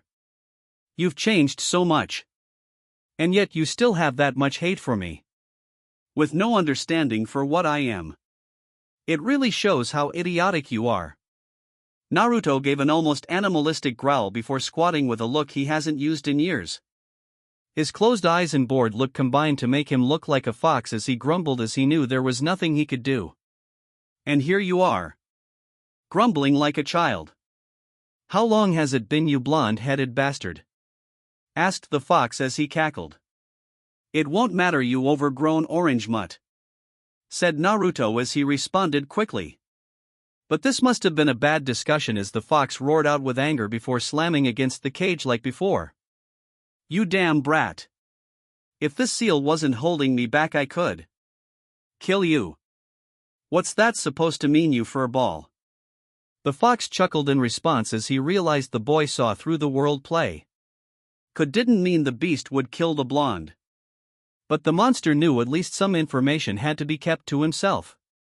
Unless the blonde would show he needed to be in the know. Well, boy. Naruto stopped the fox right there by standing up immediately. Should you really be calling me boy? He asked, genuinely wondering why he was called like that. I mean, I'm not really a boy anymore. Yet you don't have my respect. The fox responded before continuing what he was going to say. The reason I could kill you but won't is because I need you. Now more than ever as well. As the fox said this, the blonde seemed confused by it. Something like this was unheard of as far as he knew. But it seemed like the fox was nice. Well, not nice but more docile. Like it had been calmed from the nap that he seemingly took, as the blonde never had problems with the fox. Meaning he had to be asleep. But the more he thought of the fox being docile, he had to think of why it had so much rage in the first place. And that made him think of how he was treated from even being the fox's Jinchuriki. So he couldn't imagine what the fox had done. Or maybe it wasn't the fox's fault at all. The whiskered man couldn't be sure because he wasn't there. So instead, Naruto's thoughts stopped as he decided to speak to the fox as if he was someone he never met, instead of a monster. What are you talking about? This made the fox look surprised hearing the man's tone change. It wasn't something he was used to hearing. Especially not from a human who were in all his time of living evilly. Even if his outlook on some of them changed, but he still wanted to test the man. My guess is you aren't in the elemental nations anymore. Are you? The fox asked as it sighed, becoming calm almost as he waited for an answer. Naruto shook his head, quickly answering no to the beast before sitting down. Well, why did you leave? The blonde shot up at this, annoyed with the question. I didn't want to leave, he shouted. My damn seal failed and I got transported into a different world. The worst part is I have no chakra. Not enough to get back anyway. Naruto sat back down after this, thinking to himself as the fox watched him. Kurama. Hearing this from the beast, the whiskered blonde looked up confused. What did you say? The man asked quickly. Kurama. It's my name. Just so you don't need to call me fox. Kurama moved to sit himself as his head raised in the air. The giant beast then gave a sigh, thinking on how the man will react at the information that he was about to get. First things first, Kurama said with a grin almost as similar to the blonde's. You passed my first test at the least. You didn't abandon your home. But you should feel lucky you weren't there. As Naruto heard this, he got up, already having another question. The only reason he didn't ask is because the fox stopped him before he could ask. With a raise of a giant hand, the orange animal made the blonde sit back down before speaking. I'm going to explain what I mean. But this does not mean we are friends. But when you wake up, I will work with you. I can already sense your chakra coming back. And since I want to survive, I will help you. Kurama paused a bit before looking at his tails, finally remembering something. As if part of his memory was returned, he sighed. As I was saying, your home as you know it is gone. As well as everyone back in your village. What? Naruto shouted after hearing this. It couldn't possibly be true. He thought with worry before going closer to the bars with a blank look. But the emotions coming off the man were obvious. He was worried for his friends as well as saddened by the prospect of what Kurama said being true. Sorry, Naruto. But it's true. If you are wondering how I know. My other half was in a war with Sasuke. I can barely remember. But what I do remember is the ending. Kurama closed his eyes after saying this. Trying to remember what had happened that day, almost picturing it. The world was broken after she had won. The only thing me and that damn Uchiha could do was disturbing the chakra in her. I thought I had died, but I fused with my other half, bringing more chakras than we left with. Along with the image of the already bleak world being destroyed. Kurama sighed once more before laying down and closing his eyes. The beast then looked to Naruto, who only listened to what he had said. Why tell me? Naruto asked, hurt showing in his voice. His only reason for getting his power back practically gone. Why try and explain to me that everything I wanted back is gone? He yelled as he looked up to the fox. Even with it laying down. Kurama didn't respond to the blonde, and its tail stopped their movement. This just made Naruto more angry as he yelled up to the beast again. Tell me, you damn fox. The blonde stopped as the fox finally spoke to the man. Not so much as concerned, but sorrowful and understanding. As it seemed like he lost something that day as well. I told you because they would have wanted you to know. You think in the time I was sealed in you I wouldn't have seen your memories. I saw your friends. No matter how little you made, they still cared, you damn brat. And I know that they would want you to know. Because if I was in your place, my brothers and sisters would have wanted me to know. So that I would stop causing myself pain to try and find something that's not there. You have. Naruto stopped as Kurama quickly interrupted him with no problem that could be seen. Yes. But not anymore. They're gone along with everyone else. And while we never contacted that much, it didn't mean I wouldn't give up everything to bring them back. So I'll tell you this once. You have a family in your new world, don't you? Naruto just gave a nod before letting the fox continue. Well, you have something to protect. The blonde sat back down as the beast went on. So you need to keep going. Like your friends would have wanted. And like I said, I will help when I can. Because I need to survive. Naruto finally gave a chuckle after Kurama finished. He thought it was funny that the fox was being kind to him. Or the fact that he was giving life advice. Either way, this whole situation was just weird. Weirder than how he got to this world in the first place. Naruto then looked back to the fox with a grin. Okay, big guy. What's the plan? As the blonde said this, Kurama sighed before speaking. I told you I'm not your friend. So stop grinning. It's annoying. Said the fox before sighing. But can tell you a basic plan. Your chakra is returning. Because of whatever happened to you before you got knocked out. Along with it, your DNA is changing. So first things first, when you wake up you must figure out your new abilities. Because if your DNA is changing how I think it is, you're going to need to be ready for a bloodline technique. Naruto gave a nod before leaving the two in silence. Eventually the silence got to the blonde and he spoke again. When will I wake up? Kurama didn't say anything and just stopped speaking altogether, leaving the blonde worried again. Come on, Kurama, you have to know. He shouted out to the already sleeping beast. He only noticed it was sleeping when he heard the snoring from the thing. And this just worried the man even more before he lay down. Worry taking over as he decided to try and sleep in his mindscape.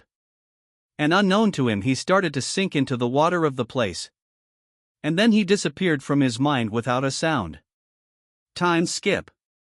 Naruto's eyes, along with Barry's, who happened to be right beside him, both jolted up with two unknown figures above them. With only Naruto hitting the person above him with his head. As his vision came back, he looked around to see where he was. Wanting to know as soon as possible before ripping 4 and the other things plugged into him out. Then he held his head. Remember King, this sudden movement he did, he looked to the floor to see who he had hit. Sorry. I didn't mean to jump up like that. Naruto said, giving his usual bright grin. The girl was dirty blonde, almost brown hair. She had matching brown eyes and a lab coat with no name tag or ID. The whiskered man quickly turned around.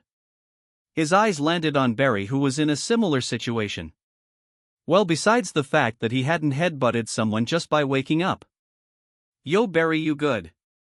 Barry shook his head quickly as he looked at himself, still disoriented and confused. This was before the two were sat down by another figure. A man with tan skin and black hair. He had a black shirt on with jeans. Something you wouldn't normally see a doctor wearing. He was holding candy as he walked between them. "Man, if I had a nickel for every time someone came here because of a lightning strike, I'd have 2 nickels. Which isn't a lot, but it's weird it happened twice," the man said before standing next to Barry. "Wait. What happened? Who are you two?" Barry asked while Naruto just sat there not really caring to ask any questions. But then remembered what the man had said. Then he looked to Barry almost as confused as he was. Sure. Naruto could survive a lightning strike. It wasn't nothing his regeneration thanks to Kurama couldn't handle. But Barry. If what the man said was true, it meant Barry had to have been struck by lightning. This was exactly what the man had concluded before speaking about it. "So, we were struck by lightning?" asked Barry, waiting for any answer as the two hopefully doctors walked back in front of them. "Yeah. You were struck by lightning, dude. Luckily you survived it. But he wasn't struck by lightning," said the man while pointing at Naruto. "But you," he said, walking to the blonde before speaking with an almost giddy grin as if he was excited for some reason the two didn't know. "Well, apparently you were punctured by multiple glass shards, as well as stabbed through the stomach by a test tub. But it all really started with the particle accelerator explosion. The dark matter from that caused a shockwave and your lightning strike." As the two heard this, Barry got up to look at himself while Naruto didn't move, as he still didn't care all much about what happened to him, more so about Barry. Eventually the two realized they were undressed. Well, just without a shirt anyway. And as Barry looked at himself in a reflection, he became even more confused. He had been more toned than when he was knocked out. He hadn't known how something like this could happen. "I also suggest you to sit back down. Not a good idea to stand when you first wake from a coma." As he said this, he ate a piece of candy while watching the two. Then Naruto got up as well, walking towards the two people who had been watching them. "So, who are you two? And where are we?" Naruto asked with a bored look. "And how did he survive a lightning strike?" As he said this, the two only looked to each other for a second before Barry walked towards them. "And apparently lightning gave me abs," he said before sitting on a nearby chair while Naruto kept his eye on the two. "I'm Cisco Ramon," the man said before turning to the woman next to him. "This is Dr. Caitlin Snow. And you are in Star Labs." When Barry heard the word Star Labs, he started to look around as if he was a kid in a candy shop. To him it was amazing being inside Star Labs. Even if he didn't show it much, as he was still confused about all that had happened. But Naruto just chuckled as he saw his brother do this. "You two were in comas," Cisco said, making the two give him attention again. "For how long?" said Barry, more worried than ever. 9 months, said Caitlin, trying to calm Barry down. But hearing that only made the man freak out even more. What was weird to the two, however, was the fact that Naruto seemed totally calm. While he showed worry, it was only for Barry, as the blonde didn't seem to care all much about the fact that he was in a coma. It seemed strange to them, but they decided to think about it later. "Barry, it's gonna be fine," Naruto said, reaching his hand out to the man before sighing, thinking about the night of the particle accelerator activation. "Must have had something to do with it," was the only explication he could think of. As he was claiming his brother down, the blonde turned to the doorway of what had to be a giant lab in this place. This allowed the two most likely scientists to walk away from two half-naked chemists as they watched another person come in. To Naruto, this person was unknown. But this person was the reason why Barry had gone to see the accelerator that night. Well, part of the reason anyway. The man was in an electric wheelchair. He had black hair, brown eyes, almost pale skin, and all black clothes. You're Dr. Harrison Wells. You're the owner of Star Labs. Your book, I've read every page. I can't believe I'm with ye, Harrison Wells. The man chuckled at this before Barry realized one thing. Harrison was in a wheelchair. And when Barry noticed, he stepped back a little bit as the man's voice seemed raspy as well as tired to some point. Almost as if no hope was in the man for a while. What happened to you? The brunette asked as Naruto watched and Caitlin handed the brothers Star Lab shirts. The blonde's shirt barely fit on him because of the well-toned body he had been building for years, even before he landed in the new world. The two quickly put on the shirts as the blonde moved to sit down, letting his brother take the conversation. As the whiskered man saw that the brunette seemed okay, he didn't need to worry. Well, Mr. Allen. Mr. Uzumaki, said Harrison as he looked to the two before using his electric wheelchair to go into the center of the room.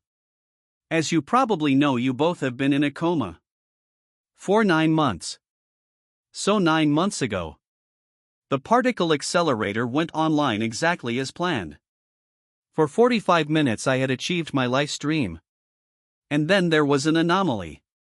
The electron volts became unmeasurable.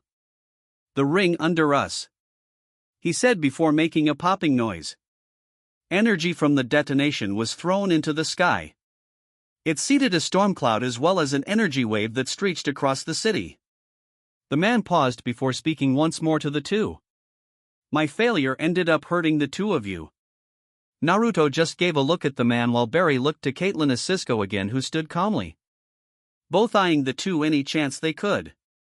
The brunette turned back to the chair-bound man with a questioning look. I still don't get it. From what you told us, it seemed like we would need to be in a hospital, not Star Labs, Barry said, looking to the three before looking at himself one more time, losing his confusion but gaining new confusion in the process. Yes. Well, for some reason the hospital you were in. The hospital was undergoing unexplainable power outages every time you were going into cardiac arrest, which was actually a misdiagnosis. You see, you weren't flatlining, Barry.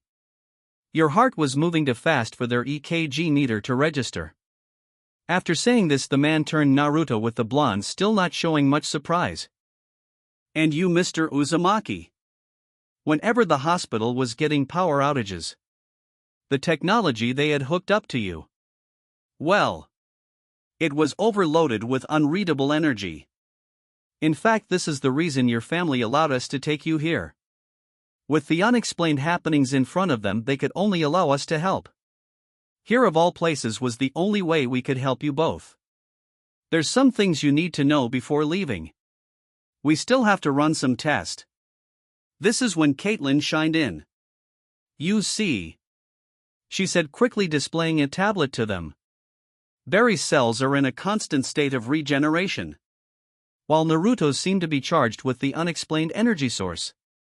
For all the information we have, both of you should be dead. Barry paid little attention to what the woman had said before looking at himself. I feel normal.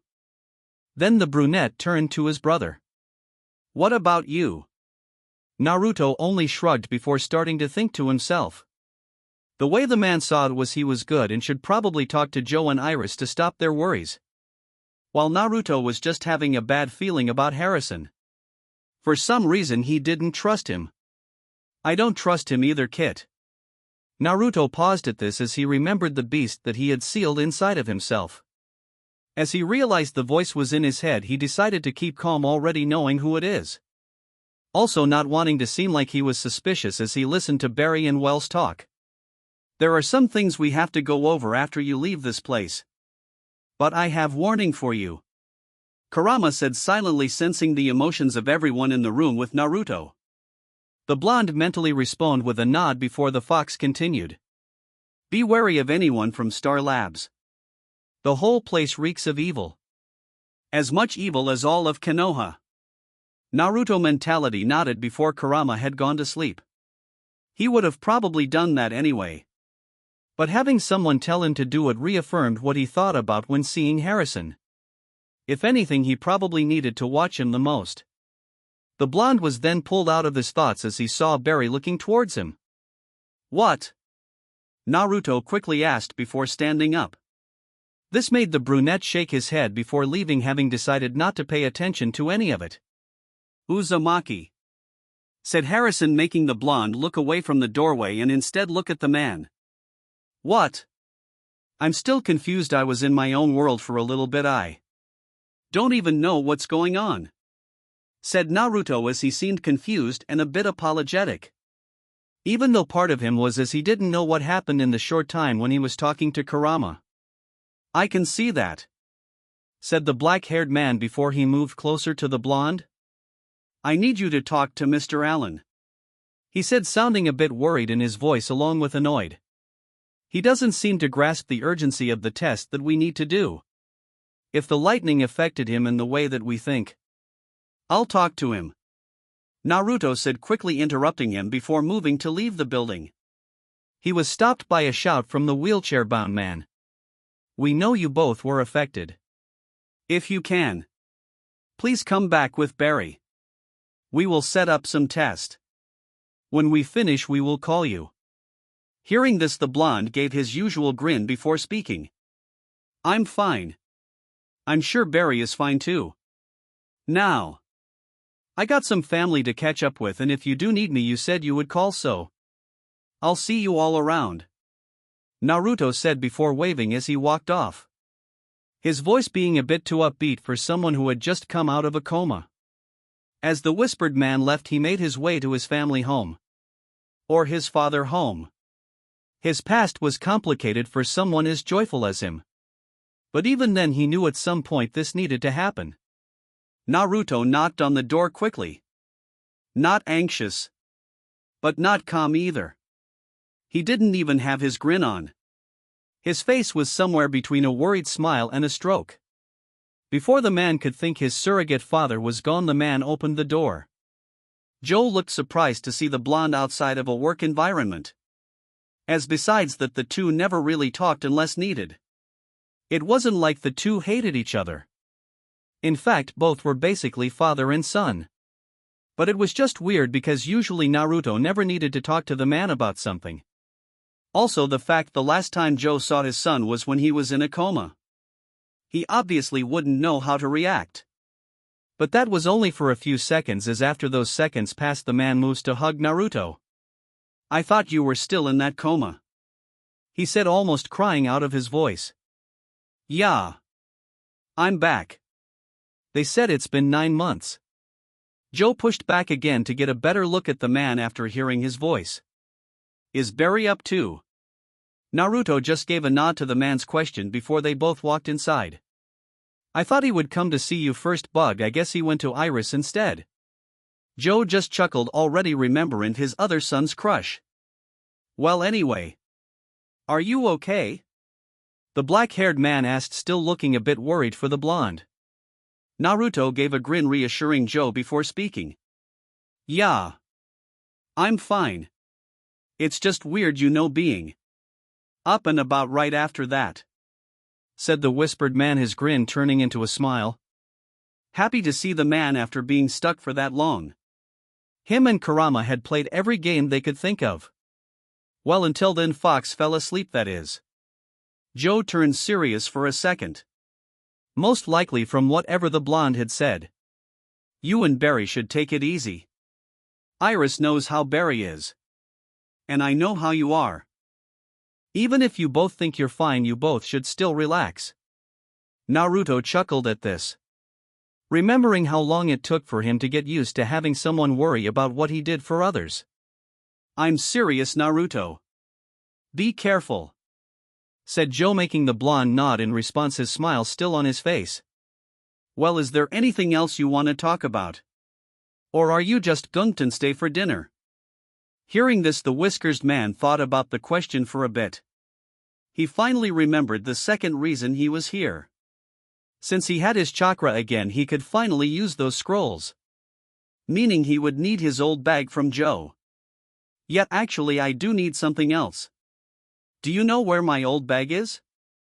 Asked Naruto. Joe just shrugged at this before leaving to get said bag for the blonde. 2 minutes later the older male came back with the bag in hand. The bag seemed old and beat up now. Worse than how Naruto remembered it. But it should still have his old things in the secret pouch. I remember when you first put this in the attic. You were just going off to high school. This made the man chuckle before handing the bag to the blonde. Thanks, Joe. Had a lot of memories with this old thing, said Naruto as he looked to the bag. He remembered how he first got such a thing. It was a gift from Sakura. After thinking on his past, the man shook his head before giving a smile to his surrogate father. I'll see you at work, okay? Saying this, the blonde got up and walked out the door, already knowing where he wanted to go in such a hurry. Back to the place it started. Naruto found himself in the original alley. Such a place was weird for him to be in, but it did bring back memories of everyone. So, Kit, what are you doing here? Rang a voice in the blonde's head. I'm gonna open a portal to Konoha. I need to pay my respects, said Naruto mentally as he pulled out a blank scroll. How will you do such a thing, Kit? Wasn't the first time a mistake? You know. For someone who didn't want to be my friend 9 months ago, you sure give out nicknames fast.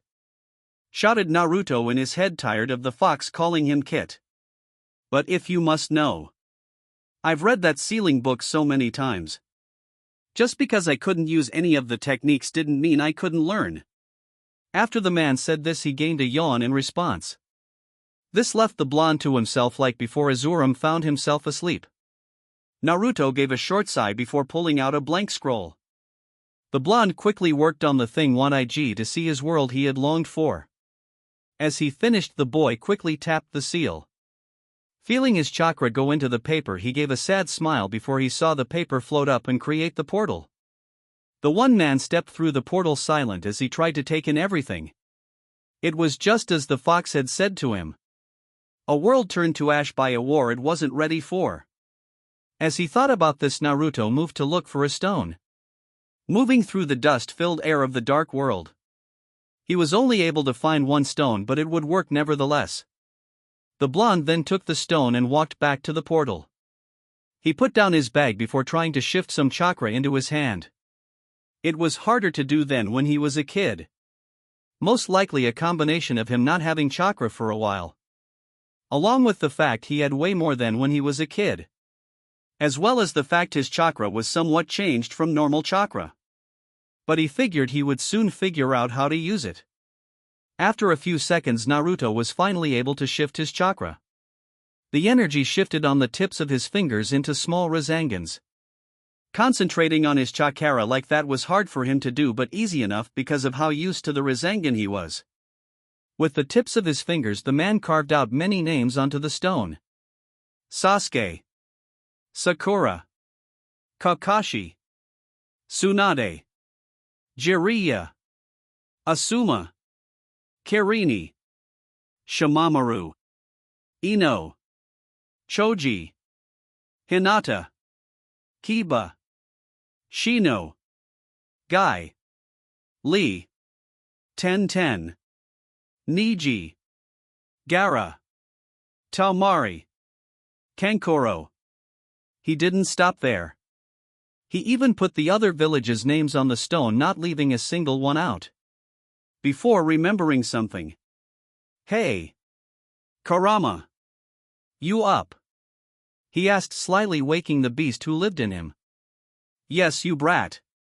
Why couldn't you let me sleep? Kurama quickly responded, a bit agitated by the man's voice. What are the names of your siblings? Why is what sounded in the man's head after he had asked the question? Because I want to put their names on this stone. In response to the blonde's words came a sigh from the fox. Of all the things he could have thought the man would have done, doing something like this wasn't one of them. So Kurama ended up telling Naruto their names. And he added them to the stone as well. After finishing that, the blonde-haired man walked to his backpack and grabbed a scroll. After unsealing the scroll, what came out was a bottle of Sakai. Something that Jiraiya had put in his bag before they left for the training trip. He had some other unopened scrolls. Probably some other stuff that the man wanted to give him after they finished training. But he knew the man would never be able to tell him himself. Naruto gave a sigh as tears poured down his cheeks. He still smiled though. He may have been sad, but he was happy at the same time. Happy for having them before he had left. Happy for them while he still had them. But he was sad he wasn't able to help. And sad that he had left them with this as the result. Thinking on this, the blonde poured some of the Sakai into a glass. He then sat down in front of the stone as the portal still swirls behind him. The wind from the outside sutured around him before he moved that Sakai next to the stone.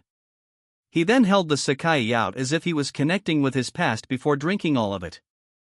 And then Naruto placed the glass on the stone before standing up. I miss you guys. I wish I had been able to come sooner. But then again, I think part of me wouldn't want to leave my new family back then. The blonde paused at this, looking down at the stone before looking to the portal. Then the man looked back to the stone before giving a grin. I know us shinobi believe that you can watch the living from above. So if that's true, and you guys are watching, I hope you will be able to watch me in another dimensions. The blonde paused again, letting his grin fade as his tears still fell. Pervy sage. I should probably open the stuff you wanted me to have at the end of my training. Well, besides the Sakai. I'll open here. Saying this, Naruto moves to his bag again, taking out 3 scrolls and his shinobi headband, which also had his necklace that he got from Tsunade connected on the back. The blonde put the headband around his neck while he opened the first scroll. He unsealed the items from it and he seems a bit surprised at first. What came from the scroll was new shinobi attire for him. It looked like it could still fit on him. There was a dark orange cloak, with black flame designs at the bottom of the thing, with short sleeves also tipped with black flames, and a built-in black hood and mask. But going past the sleeves were jacket sleeves that looked sewed into the cloak, as well the sewed front parts of a jacket in the cloak. The jacket parts were mixed with black and dark orange, with only the outlines of the jacket being orange, like the bottoms parts of the sleeves. Then there was a black no-sleeve mesh shirt, and black baggy shinobi pants along with built-in shinobi tool pouches on each side. Then came the black shinobi sandals. Naruto resealed clothes before going to the next scroll. The next scroll had the second and finally book on sealings, which he would have looked forward to before he went to the new world. He sealed that up to looking forward to reading it. Then the blonde went to the final scroll. When he opened it, he was expecting a seal airy, but instead there was writing from Jiraiya in it. It was a birthday letter for him when he turned 16. It held the identities of his parents, which he couldn't bear to read, as when he even looked at a bit of it he could hear his old sensei's voice. The man found out his parents were the 4th Hokage and his wife, which made a lot of sense, but after he had read such a thing, Naruto couldn't help but release all of his feelings. The force of his tears started to rip the ground from its rest as his chakra reacted to his emotions. He couldn't stop, as what he had been trying to force down when Kurama told him about what happened finally came out. The wind was no longer around him and instead was pushed away. His chakra finally stopped when his roar did. The blonde ended up crouched on the floor, the stone still in front of him. I miss all of you. But if I was back in that situation, I don't know what I would choose. He said, his tears still falling before he wiped them away. Naruto took a deep breath before getting up again. The blonde reached for his bag, which he put back on. He walked towards the portal slowly before turning back. Bye, you guys. He gave a grin that he wished he knew they could see before leaving through the portal as it closed. When he walked out of the alley, he checked his phone for any messages he got while he was away. As he looked, he noticed I text one from Barry and another from a contact he didn't recognize. Both said to head to Star Labs. Time skip. Naruto stood next to Caitlin and Harrison. The 3 were placed in a lot with a road that Star Labs owned. Or more so, Harrison owned. Behind them was a Star Labs van. And in front of Caitlin was using monitors for something Naruto still didn't understand. What Naruto had been told by Barry and Cisco was kinda weird. The same kinda weird that made his portal. At first he thought they were joking or playing a prank on him. And if they were, the man was sure to get back at them for it. But even Kurama said to the blonde they were telling the truth. So, do you really think they are telling the truth about this whole super speed thing? He asked the woman beside him before turning to her with a questioning look. She only turned to him slightly before turning back to her work, not answering his question, having a look of indifference. You know you should smile more, Naruto said, trying to lighten the mood. Or to at least seem friendly. My once promising career in bioengineering is over. My boss is in a wheelchair for life.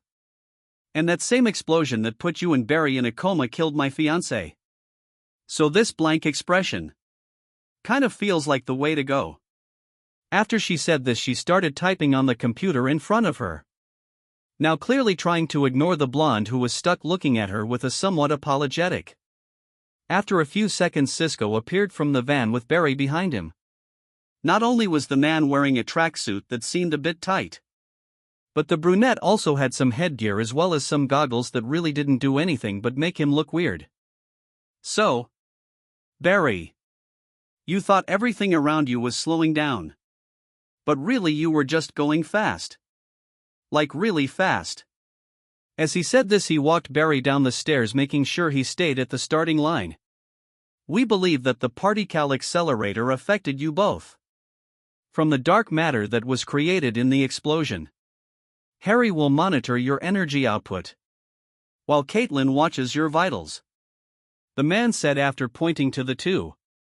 This made Barry question what he did until he ended up asking the man. I make the toys, man. I'll explain later. Then Cisco went next to Caitlin to grab few things. And you, Naruto? You know that means fish cake, right? The man said before walking up to the blonde. Hearing fish cake, Naruto just gave a grumble before speaking. I prefer its other meaning, he said quickly, trying to calm himself. To this, Cisco just shook his head before handing him a mechanical ball. When Caitlin was doing test on you, she noticed 2 residual energies. But they weren't dark matter from the particle accelerator explosion, like Barry or the various amounts in Star Labs. So what we think happened is that something allowed you to absorb them. And we think it is the same reason you overloaded the EKG. You changed the dark matter as well as letting it change you. As the man said this, he pressed a button on the ball. So what we think is you have a form of your own energy control. However, we don't know exactly what this energy can do. Hearing this made Naruto surprised a bit, to the point where he showed it on his face. He didn't know how they got so close to the truth of chakra, which had to have been very lucky to even think about. And the prospect of Barry having super speed meant there was a chance that others were affected like them. But now there was an option. Hide his chakra and pretend like he was new to it. Which was technically true because of how his and Kurama's chakra were affected by apparently the accelerator and absorbing tailed beast chakra respectively. Or he could tell them all about his past like Kurama didn't want him to do. He didn't really trust Harrison, especially with Kurama's warning about anyone from Star Labs. But Caitlin and Cisco seemed to be nice people, and trusting others was crucial if he was going to keep up with his new training. The man then mentally shook his head, figuring it would be better to keep his knowledge a secret, especially since he had less control over his new chakra. And even if Cisco, Harry and Caitlin did help him and Barry, it didn't mean they couldn't hide things. He may have trust them, but as a shinobi he had to be careful. After thinking on it, Naruto's attention was pulled from his thoughts. Hey! You listening, Uzumaki? Hearing this, Naruto quickly nodded with an apologetic smile before looking at the ball he was handed. So what do I do with this? He asked. All you need to do is focus on that energy and fill it with the ball. Caitlin will tell you the readings while me and Harrison figure out Barry's super speed. Saying this quickly, Cisco walked next to Barry and placed something in his helmet. The blonde only looked a second before Caitlin poked him in his arm. "You're very immature, aren't you?" Caitlin said this as she confusedly stared at the man before he started to rub his arm after the poke. "You did need to do that, you know," Naruto said before giving a grin. "But it's not immaturity. I like wearing my emotions on the outside. Got tired of hiding the real ones in the past. So now I never let my emotions go unseen," said the man, still grinning. Then the grin became a smirk. Plus, immaturity isn't impacted by emotions. It's only impacted by the reactions to those emotions. The woman gave a small smile before losing it as quickly as she gained it. "Just do what Cisco said so we can both go home." Naruto gave an apathetic smile before creating a Rasengan in the orb. The orb overloaded with energy spewing out of it. He pretended like he was concentrating hard to create the thing. Well, he was. This version of his chakra was way different and harder to maintain. The blue sudden burst of energy surprised the woman when she turned back. Naruto hadn't noticed before, but his chakra was different in color as well. Unlike the blue of the ocean that he originally had before. The blue he was seeing was always shifting color from light to dark. Even somewhere in between sometimes. Then the blonde stopped the jutsu before sitting down. "Really interesting," said Caitlin as she couldn't find the right thing to say at the moment. It was pure surprise on her face when she saw Naruto form a ball of whatever energy he had. And to her it just didn't make sense. It broke everything since was for her. Then she began to think on that. If Naruto was affected like Cisco said, that meant so was Barry. The way she saw the world almost shattered right in front of her while Harrison only looked on at Barry, not noticing the two at all. Meanwhile, Naruto kept his eyes on his hands with the best acting skills he could muster. He also tried his best to look excited about his quote-unquote newfound abilities. The man also decided to give a grin to top it off, like something he would usually do. And then he looked to his brother, ready to see whatever he could do. In those few seconds, the man in red ran off. He was faster than anyone expected. In a split second he already disappeared from everyone's sights. And could only be tracked by a tracker Cisco had put on his suit. As Barry moved, he felt the wind rushing past him. Electric currents flowed off of him. The grin he had was almost like Naruto's. Although the speed he used didn't end well, as he ended up slamming into some containers placed at the end of the track. Caitlin, Cisco and Harry had to bring the man back to Star Labs to allow him to heal. Back at Star Labs, Naruto sat in a chair across from Barry, who was back in some normal clothes. Looking at his brother's arm with a grin, the blonde couldn't help but be a bit happy Barry had powers. "In the short time you have been injured, it seemed you have already healed," said Caitlin as she held a screen in front of Barry before shifting it to another screen. This made the brunette stretch his wrist before standing up. The dirty blonde-haired woman then stepped over to Naruto. She motioned him to get up, which he did quickly but was a bit confused by it. "And you should show Cisco and Dr. Wells what you did while Barry was running," she said, still keeping a stoic face on practically no emotions. Naruto only nodded. He pretended to concentrate like he had done before. Only now everyone was seeing what he could do. After a few seconds, the spiraling orb appeared in his hands. It was lively, its color swirled around to the point if it flowed its light would fill the room. Cisco and Barry seemed the most surprised, while Caitlin and Harry watched with indifference. When he stopped, that was when Cisco spoke up. "See? That is so cool. Energy manipulation like you would never see in comics. Is absolutely crazy. I wonder what you could do with it," said the man as he seemed almost mesmerized. Naruto just shrugged at what the man said before stopping the jutsu. "Wait. What about the other energy in your body?" said Cisco as he put his hand on his chin, slightly watching the man closer. Not wanting to give up his sealed tenet, the blonde had to think quick. He decided the best way to lead them away from Kurama was to just act as if he couldn't feel the second energy. Which is what he immediately did. Naruto started to act like his was trying to focus on the second energy. In reality, he was just closing his eyes and grimacing. Then he stopped after a few seconds, pasted. Nope. Nothing. I can't feel the second energy you were talking about. After saying this, Wells rolled towards him to speak. Well, Mr. Uzumaki. It's fine. You will be able to use this energy soon. But we must focus more on Barry. His cells are so fast that if we learned how to harness it, we could heal anyone.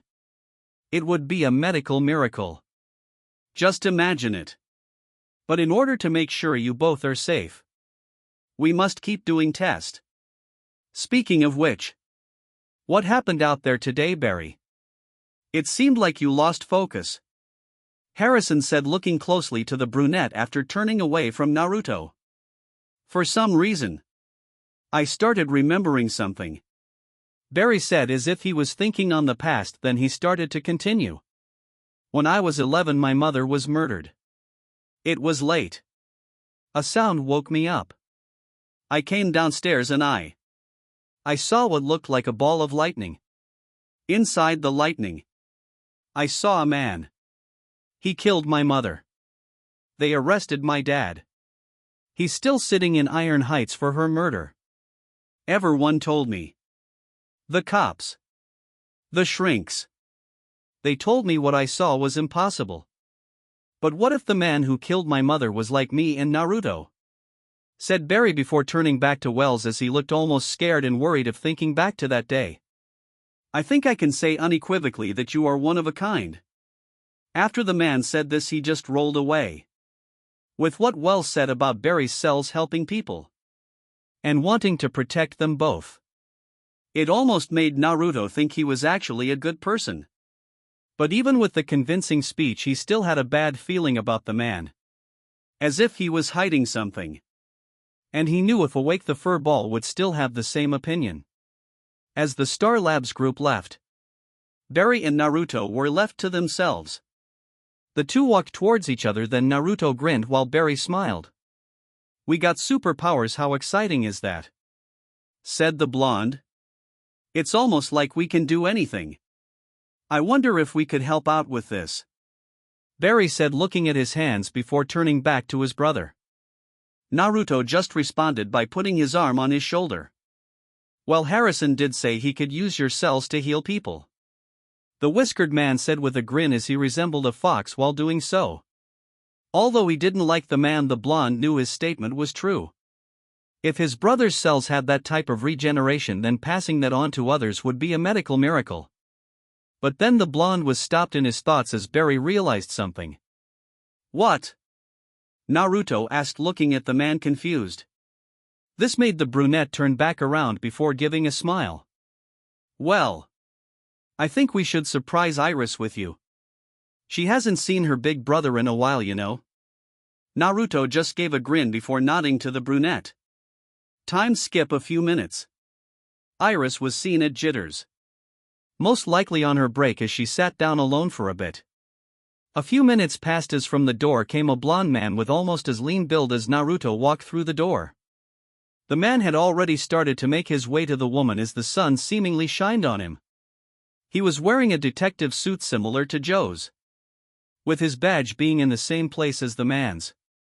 The blonde stopped at Iris's seat before sitting across from her. How can I help you, detective? Said the woman as she was seemingly annoyed with the man. You can promise to never come to your senses. He responded with a smirk right before he kissed her. It was like her annoyance melted as the kiss changed her. And all of a sudden it seemed like she couldn't help but be closer to the man. As the kiss stopped, they both just looked each other with a smile before the man spoke again. We should really tell your father, said the man before Iris spoke. But Eddie, I love having a boyfriend who isn't shot to death. Iris responded almost immediately. The two were lost in their own world as the almost empty place covered them from prying eyes. Which is what they thought for the most part before they kissed again. They melted into each other's embrace as it seemed like neither wanted to pull away. But finally they both eventually had to come up for air. And as Iris was able to come out of her bliss, she realized they weren't alone. as she saw both of her brothers walk in before one immediately left. Another small time skip. The three ended up walking together as Iris's annoyance started to boil over. "I can't believe you two were spying on me," the black-haired girl said before looking up to the two men beside her. "Hey, we just wanted to surprise you with me finally showing up to greet my little sis," said Naruto apologetically, even though it seemed like he was trying to take the blame off of Barry. This made the woman sigh as she already started to lose her annoyance at the two. But then she had a small worried look on her face. She started to frantically try and spit out words before calming herself enough to speak. "You can't tell my dad. He doesn't know about me and Eddie." She finally got out as she still had the worried look on her face. When she looked to her best friend and big brother, she almost shakily awaited an answer. "You didn't tell Joe?" Naruto chimed in first before Barry said something. "Doesn't seem like anyone's in on the secret," he said almost silently. Obviously annoyed and a bit heartbroken for reasons only him and Naruto knew. "I was going to tell you," she said, mainly talking to Barry as she spoke. "I thought you said he was a jerk," the brunette retorted, being a bit rudder than he was known for, as his tone almost cut Iris like a knife. And Naruto only watched the two kinda confused about where this was going until he remembered his surrogate brother's situation. "When you both were in the hospital, Eddie covered my father's shifts so we could both be with you too. I just assumed he was doing it to suck up to my father. I accused of him as much. Then he told me he'd spent some time in a hospital himself. Alone. And how much it would have meant to him to have loved ones there. He wanted that for the both of you," said Iris, trying to convince Barry again. "Dating your partner's daughter. Isn't that against department regulations?" said the man, almost trying to change the reason of why he didn't like the idea. "Why are you so upset?" Iris asked, about to return to annoyance instead of trying to convince. Seeing the two on their way to go back to arguing, Naruto decided to cut in. "Well, me and Barry aren't too sure about lying to Joe. He took us in, it doesn't really feel right." Hearing this from the whiskered blonde just made the girl sigh a bit before turning back to them. "Okay. I get it. But please don't tell my dad. I will tell him when I'm ready," she said, trying to make them promise not to tell Joe. As they looked at her, it was almost the same look Hal would give when interrogating someone. Only this one was focused at them to force them to promise something. As the three walked under the bridge, a car rushed at them. As it came, the green Corvette teared down the road. It was chased by two police cruisers but was still unnoticed by the three. The air enclosed around the metal and made it shine as it came in fast at the three. It would have crashed into them if Barry didn't move quick. To Naruto and Iris, they just appeared on the other side of the road while really the brunette had moved them. "What the hell?" the blonde said as he watched the car keep going. He only looked to Barry for a second before he disappeared in a flash. The man presumably ran after the car with his super speed. "Naruto," came a voice from beside the fallen blonde. "Where's Barry?" Iris said as Naruto looked to her before standing up ready to run after his brother. "I'll get him. Don't follow." The woman was still dazed before she saw her surrogate big brother run off. The blonde was going as fast as he could with his sister watching. When he knew he was out of her sight, he did a finalist hand sign. The seals he once had weighing him down were now in a blue glow. Once they stopped, the blonde felt the familiar lightness of his body. Just like the first time before he rushed off. His speeds weren't as fast as Barry. But to anyone looking at him, he wasn't going at a human speed either. After a few seconds of slight dashes that ripped the pavement from its spot, Naruto finally found himself at a flipped-over car and Barry just looking in the distance. "You okay?" he asked, trying to see if the man could hear him. No answer came, so the whiskered blonde moved closer to his younger brother. "Barry." The man finally got an answer from the brunette. After the man heard his name, he turned to Naruto. "Marden," said Barry. "What?" "Marden." he said again before walking closer to Naruto. Clyde Martin. That's who the runaway car was driven by. And I think he made Fog appear. He might be like us. Naruto just widened his eyes at this. He speculated this to be as much, but he didn't expect to see it happen so soon. And why did it have to be a convicted criminal to get powers? Wait. So Clyde Martin. From the Martin case. That Joe was working on 9 months ago. That you had me work on and file. Is alive and has powers that no regular police could handle. Barry gave a nod as Naruto sighed with him, trying to think to himself. Obviously he was a bit worried and it showed on his face. Bombarded by the new information was hard enough. But thinking about how many more criminals could have suddenly gained powers from the particle accelerator explosion kinda hurt his brain a bit. It would make some cases way harder to solve even if both him and Barry used the chemistry knowledge together. Probably would even make them impossible to figure out. This is ironic. Was all that Naruto said before he could Joe rushing to Iris. Come on, we got to explain to Joe. Barry said before rushing off at a normal rate. I don't think he will understand. But okay. The blonde responded before rushing after his brother, turning his weight seals back on. As they arrived, they were able to hear the man. Iris. Joe said with worry in his voice before the two finally stopped in front of them.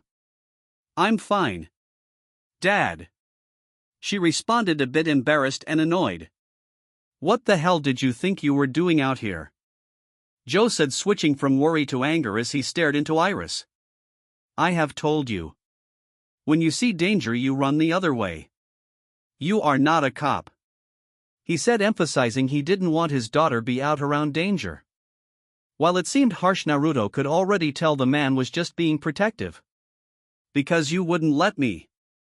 Iris said. Before it could go any further, Naruto spoke up to his father figure. Joe. We need to talk to you. Now. Said the blonde, not only trying to change the subject but turn the man's anger and frustration to somewhere else. Hearing this, Barry moved, promoting Naruto and Joe to follow quickly. And as they walked, the whiskered man motioned to his brother to start speaking. I know who did this. Stated Barry after seeing the go-ahead. Who caused the pile-up? It was Clyde Martin. He's the one who's been knocking over banks this past week. Barry paused a bit, trying to eye and see who Joe would react just so he could see whether to keep going or not. Clyde Martin's dead. So's his brother. Said Joe, pausing the same way Barry did. As if he was trying to deter his surrogate son from something else. But then he started again. The night of the Star Labs explosion. Their plane went down in the storm. The older male said, already wanting this conversation to be over. Especially with how his day had been going. Clyde walked away from it. Said Barry, making Joe sigh as Naruto only watched as he had no information for the man. Something happened to him that night. Hearing this, Joe gave a bigger sigh as if he knew where the conversation was going. I think he can control the weather. This just did it for the older male. As he heard this, he felt as if he was speaking to the same wall he was speaking to back when the man was 11. And while it pained him to try and do what he would most likely have to, he wanted to stop this now. Not this. Not now. Joe said, already wanting to stop this, but Barry didn't listen to it a bit. As he decided the man needed to hear this. The crime scenes of the recent robberies, they all happened during freak meteorological events. He said, trying to restate what he thought. Rain. High-speed winds. A hailstorm.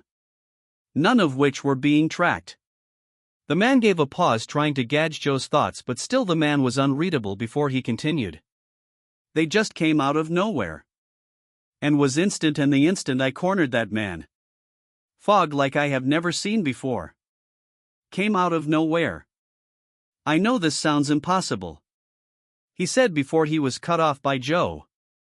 Not impossible. Familiar. The older male said, a bit annoyed. This isn't about my mother. Barry said, quickly denying what the man was thinking as the tensions between the two grew as now Iris and Naruto watched, both not knowing how to calm the two of them down. "It's always about that for you," said Joe, making Barry the one to sigh. "Of course you don't believe me. You never believe me," he said, seeming as annoyed as Joe. "You want to do this now? Out here?"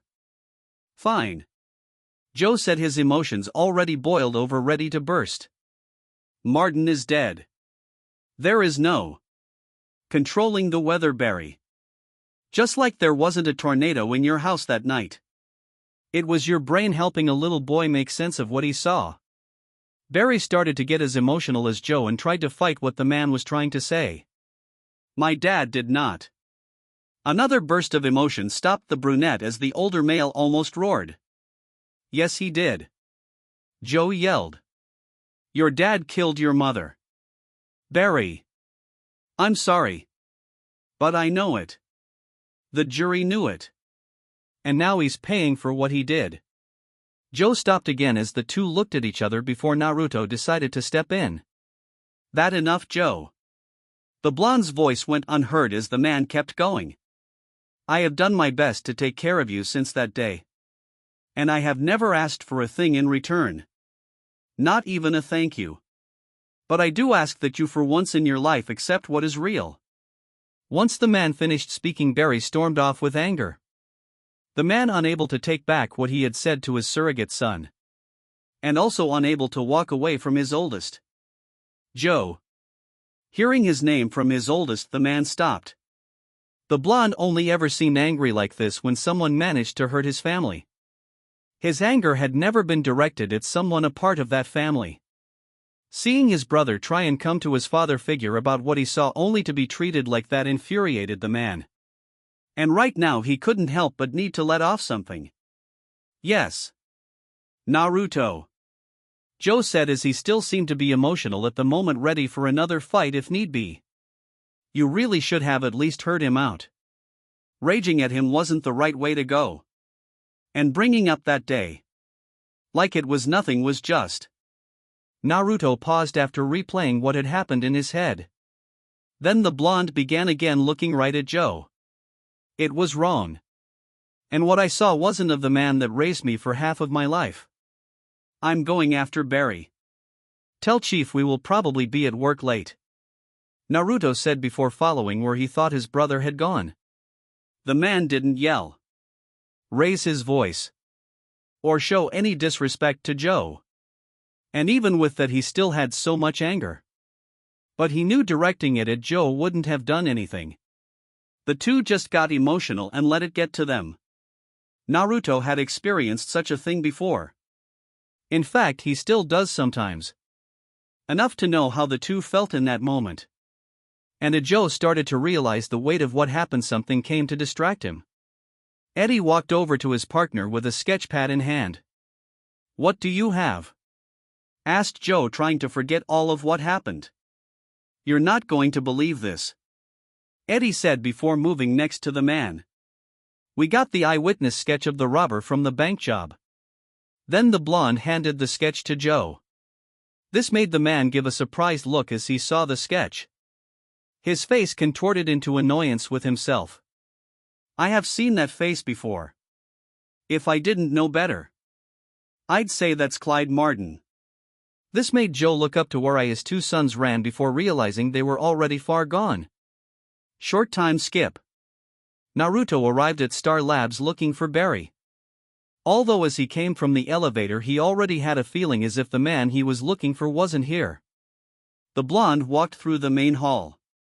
Still no sign of his brother. He eventually got to the main room. The same room with most of the computer tech as well as open space, control panel, and other things he didn't notice when waking up in the place. Caitlin, Dr. Wells and Caitlin were in the room. But Barry wasn't. This made the man decide the best way to find his brother was to ask the three. As Naruto walked in he could feel the air of the room. It seemed as if something had happened not too long ago. And it must have been awkward for the three as they weren't anywhere near each other. "Hey!" As he said this, attention was shifted to him. "Hello, Mr. Uzumaki. We don't have any tests for you, so you can't just barge in here," said Harrison as he rolled towards him. Naruto just chuckled and shook his head before giving a grin. "Nah, I'm just looking for Barry," said the blonde before shifting a bit. His hand ended up scratching the back of his head. His face gave the look of uncomfortability while he still gave a smile. "Some things happened. Was hoping," he said, putting his arm down before going back to his usual grin. The three just turned away as the air shifted. Only Wells rolled closer to him as Naruto could tell the air was acquired. But not really why it was. It seemed a similar thing happened here. "Mr. Uzumaki," said Wells before rolling towards the main computers. "It seems that your brother wanted us to help him with what I mistakenly created." "Marden," Naruto answered after the man finished. This made Wells give a chuckle before stopping almost immediately. "And what? You said no?" the blonde questioned as he looked at the man, losing his grin and instead having a confused look instead. With no answer from the man, Naruto concluded what he had said was true. This made him sigh as he didn't expect someone he preached about making the world a better place wouldn't want to stop what he made. It didn't make any sense. Unless when you think about it with a shinobi mind. He could figure it out later, but that doesn't matter right now. Wow. Okay. I see. You want Barry to bring your fame back. Using his supersonic cells. Or whatever. To bring you back to where you were before. Hearing this, Wells was about to speak up, but he was immediately shut down by the blonde before he started speaking again. "You're not getting out of this one, Wells. I can tell you were hiding something. You don't want to help the world. You want to be back on that pedestal that Central City held you at before the explosion." Caitlin tried to stop Naruto, but he didn't. He kept going. Because the man knew to get them to help they had to hear the hard truth about what was really going on. Think about all the people you made. All the people that could be shunned by showing their new abilities. Or the criminals that you made that cops just can't deal with. And think just for a moment that the only good people who gained powers are out there and scared because they can't control what they do. And just think for a second that we are the only people that can help. Because for one, you have the tech. Caitlin has the knowledge to keep me and Barry alive when we go out there. And Cisco has the capability to build things to help anyone out there. And with that, if we just do. He paused again, looking at the three again. It was different from when he first walked in. He had the attention of all three of them. Their eyes were fixated on what he had said to them. "I know you all lost something that night. But these hurt people. Meta-humans." Cisco chimed in before letting the blonde continue. "Meta-humans. When did you come up with that name? Doesn't matter. Are you with me?" Even before he said it, they knew that they could potentially help even if Central City didn't know they were helping. And with that, Cisco and Caitlin's choice were made up, but when the blonde looked to Wells, he couldn't tell what the man was thinking. And eventually the wheelchair-bound man rolled away with everyone looking to the doorway, finding Barry standing there. "How long have you been there?" Cisco asked, a bit confused by seeing the brunette there. "Long enough to know that you two are totally in with the idea of being superheroes. Or well, a symbol," Barry said with a smile on his face before walking to the three. This made Naruto show his grin before looking to his new team. "Okay, if we are doing this, I got something for Barry."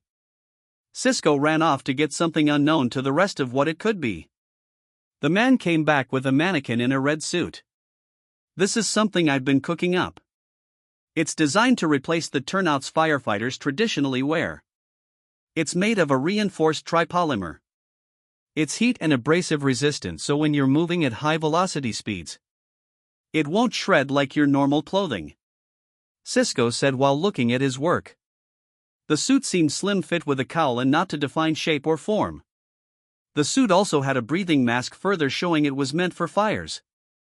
Well, at least you won't be fighting Martin naked, Caitlin said to Barry, showing she wasn't all too into the red. Hey, Cisco said, feeling more offended than someone would wearing the suit. Oh. And sorry Naruto, I don't have a second one. The blonde just shook his head at what the man said before unraveling a scroll. It's fine, Cisco, the whiskered man said before slapping the scroll with chakra. In a puff of smoke, the three other people in the room were blinded in trying to wave the smoke away. Then the smoke was gone, and left on the scroll was the same clothes Naruto had opened in his world. How did you? Barry said, looking confused at what he did. But then he was infuriated by a shout from Caitlin, turning towards Naruto. You know more about your powers than you let on, she said, surprising the blonde with how perceptive she was. He was hoping they wouldn't notice it and would just think it was something he figured out. But it looked like he would need to explain a bit. Naruto sheepishly scratched the back of his head. Okay. Yes. I do know more about my abilities than I let on. I'll explain after me and Barry stop Martin, he said, putting his hand down, claiming everyone, Barry being the only one who didn't suspect anything from his brother. But may I ask, how did you know? Said Naruto with a questioning look. Well, you didn't seem all that surprised when waking up from a coma. Almost like you expected it, while Barry was dazed. And with no past training of your powers, it would most definitely take you longer than a few seconds with my energy gauge ball to give it power, Cisco said. And when you showed us that orb of energy, it wasn't one orb.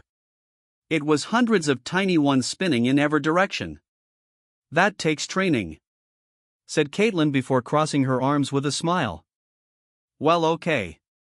Like I said, I'll explain after we get Martin. Time skip. Naruto laid back on the side of a building, his shinobi outfit fully on. The man had his hood up, his mask covering his mouth and nose, and his headband around his neck. His arms were crossed as he rolled up his sleeves and tried to feel the air.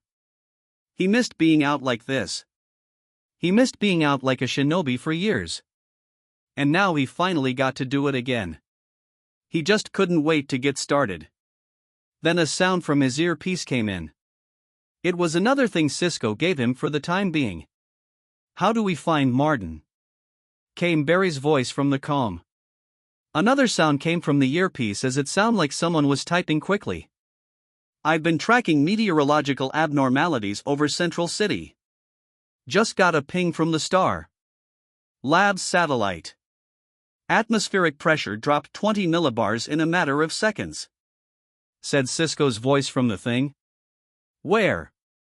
Asked Naruto as he looked around on the building top. Brown Dairy Farm, answered Cisco again. The blonde could tell Barry already went in that direction. So while he could, he had to figure out how he was going to get there as fast as him. He didn't have any way to travel. Kit, came a voice from Naruto's head. Obviously Kurama, as it spoke in a tired tone before he could answer. Ya fox, he said quickly. It's time we unlock that bloodline of yours. It's our best shot. Especially since your body still isn't used to your chakra, and my chakra could possibly kill you until at least a week has passed. And with no jutsu training in years, you will need to use your instincts. Naruto gave a mental nod to this and started to push chakra through his whole body, unknowingly releasing his weight seals as well. When the blonde's eyes opened, they were no longer their bright blue. They were red and black. Tomo, similar to the Sharingan, appeared. But it wasn't that either. His eyes had 9 Tomo and were filled with a darker red. This was the Renni Sharingan. Even with his large chakra reserves, he could feel the chakra drain, as well as the boost in power and speed. With this, he was close to Barry's speeds, even if he wasn't all the way there. Seeing the world slowly was a new experience for the blonde before he rushed off to find where he needed to go. Sure, he hit a couple of walls along the way, but he made it next to Barry. Wow. You're fast. Naruto just gave a nod to his brother before looking to what the brunette was staring at. It was a large tornado. And with his new eyes he could see right into it. Martin was controlling the thing from the inside. Guy's wind speeds are 200 miles per hour and increasing. If it keeps up, this could become an EF5 tornado, said Cisco. How do we stop it? Asked Barry. But no answer came before the man had to think fast. And Naruto was at a loss. He hadn't had to deal with something like this. It was definitely different than some of his missions, and with no way to rush in, he couldn't stop the man. Guys! Roared Barry, looking for an answer while also looking back and forth at the ground and to the force of nature. Still no answer, as it seemed that Cisco and Caitlin were stumped. What if I unravel it? Run around it. In the opposite direction. Cut off its legs. You'd have to clock 500 miles per hour to do that. Came Cisco's voice from the calm. Your body may not be able to handle those speeds. You'll die, said Caitlin, worried for the man. Not if he has help, said Naruto, looking to Barry and to the tornado. This made the brothers look to each other for a bit before one spoke. I know you're fast too, Naruto. But you're... The blonde stopped the man before he could go on. I'm not letting you die. I'm not as fast as you, but our combined forces could be enough to stop him. And even then, if I'm not as fast, I could use the opening to plunge inside the tornado. Barry nodded before the two rushed off. Naruto was barely behind his brother when running around the tornado. And when the two started running faster, the blonde was getting lapped by the man in red. Kit! You have to go faster. Dang Kurama in the blonde's head. I can't, Kurama, Naruto said, trying to look ahead. Yes, you can. The Renni Sharingan has abilities unknown to most. But after I loosened myself from Kaguya and took with me my brothers and sisters' chakras to destroy her, I also gained some of her knowledge of this bloodline. Think about it. What is the Sharingan known for? It has visual prowess like no other, as well as the ability to copy techniques. Wouldn't such a power similar go past the expectations and limitations of such a weak version of itself? The knowledge of the base for of this power is the same as the Sharingan in your left eye, and 3 other abilities in your right eye. Portal creation, Deva path like gravity control, and great boost. It will take some chakra, but you will be as fast as your brother. Now focus. The fox roared at Naruto as he said this. This made the blonde concentrate on his right eye without a word. And then he felt it. He felt stronger, even with the boost of power from the already active eye. But now he was way faster. And he started to catch up to Barry. As he caught up, he heard a similar pep talk from Wells towards Barry. Seemed like the man came around for the better. He hoped after this he felt wrong about the man, but he still felt as if he was doing this for another reason. The speedster and shinobi ran together at top speeds, soon unraveling the tornado that Martin made. And as it was stopped, the two were blown back. Barry and Naruto took their mask off with a grin, but also out of breath, as the blonde couldn't move from his chakra exhaustion. Unexpectedly, out of the tornado came Martin, walking towards the two. They both were tired to do a thing as the man started to speak. I didn't think there was anyone else like me, he said as the two still didn't move. We aren't like you, Naruto said, still strained as he couldn't move an inch without feeling pain. But before the man could attack, the 2 downed hero shoots were fired at him. He was down almost immediately, making the 2 sigh in relief. Naruto! Barry! Came a yell from the calms as Naruto reassured Caitlin that the 2 were fine. After all of this, Naruto and Barry realized who had saved them was Joe. The man seemed dazed at the fact of what he saw his 2 sons do. But for all that had happened, he still wondered about the 2. They both knew that they would have to end up explaining. Naruto more than Barry anyway.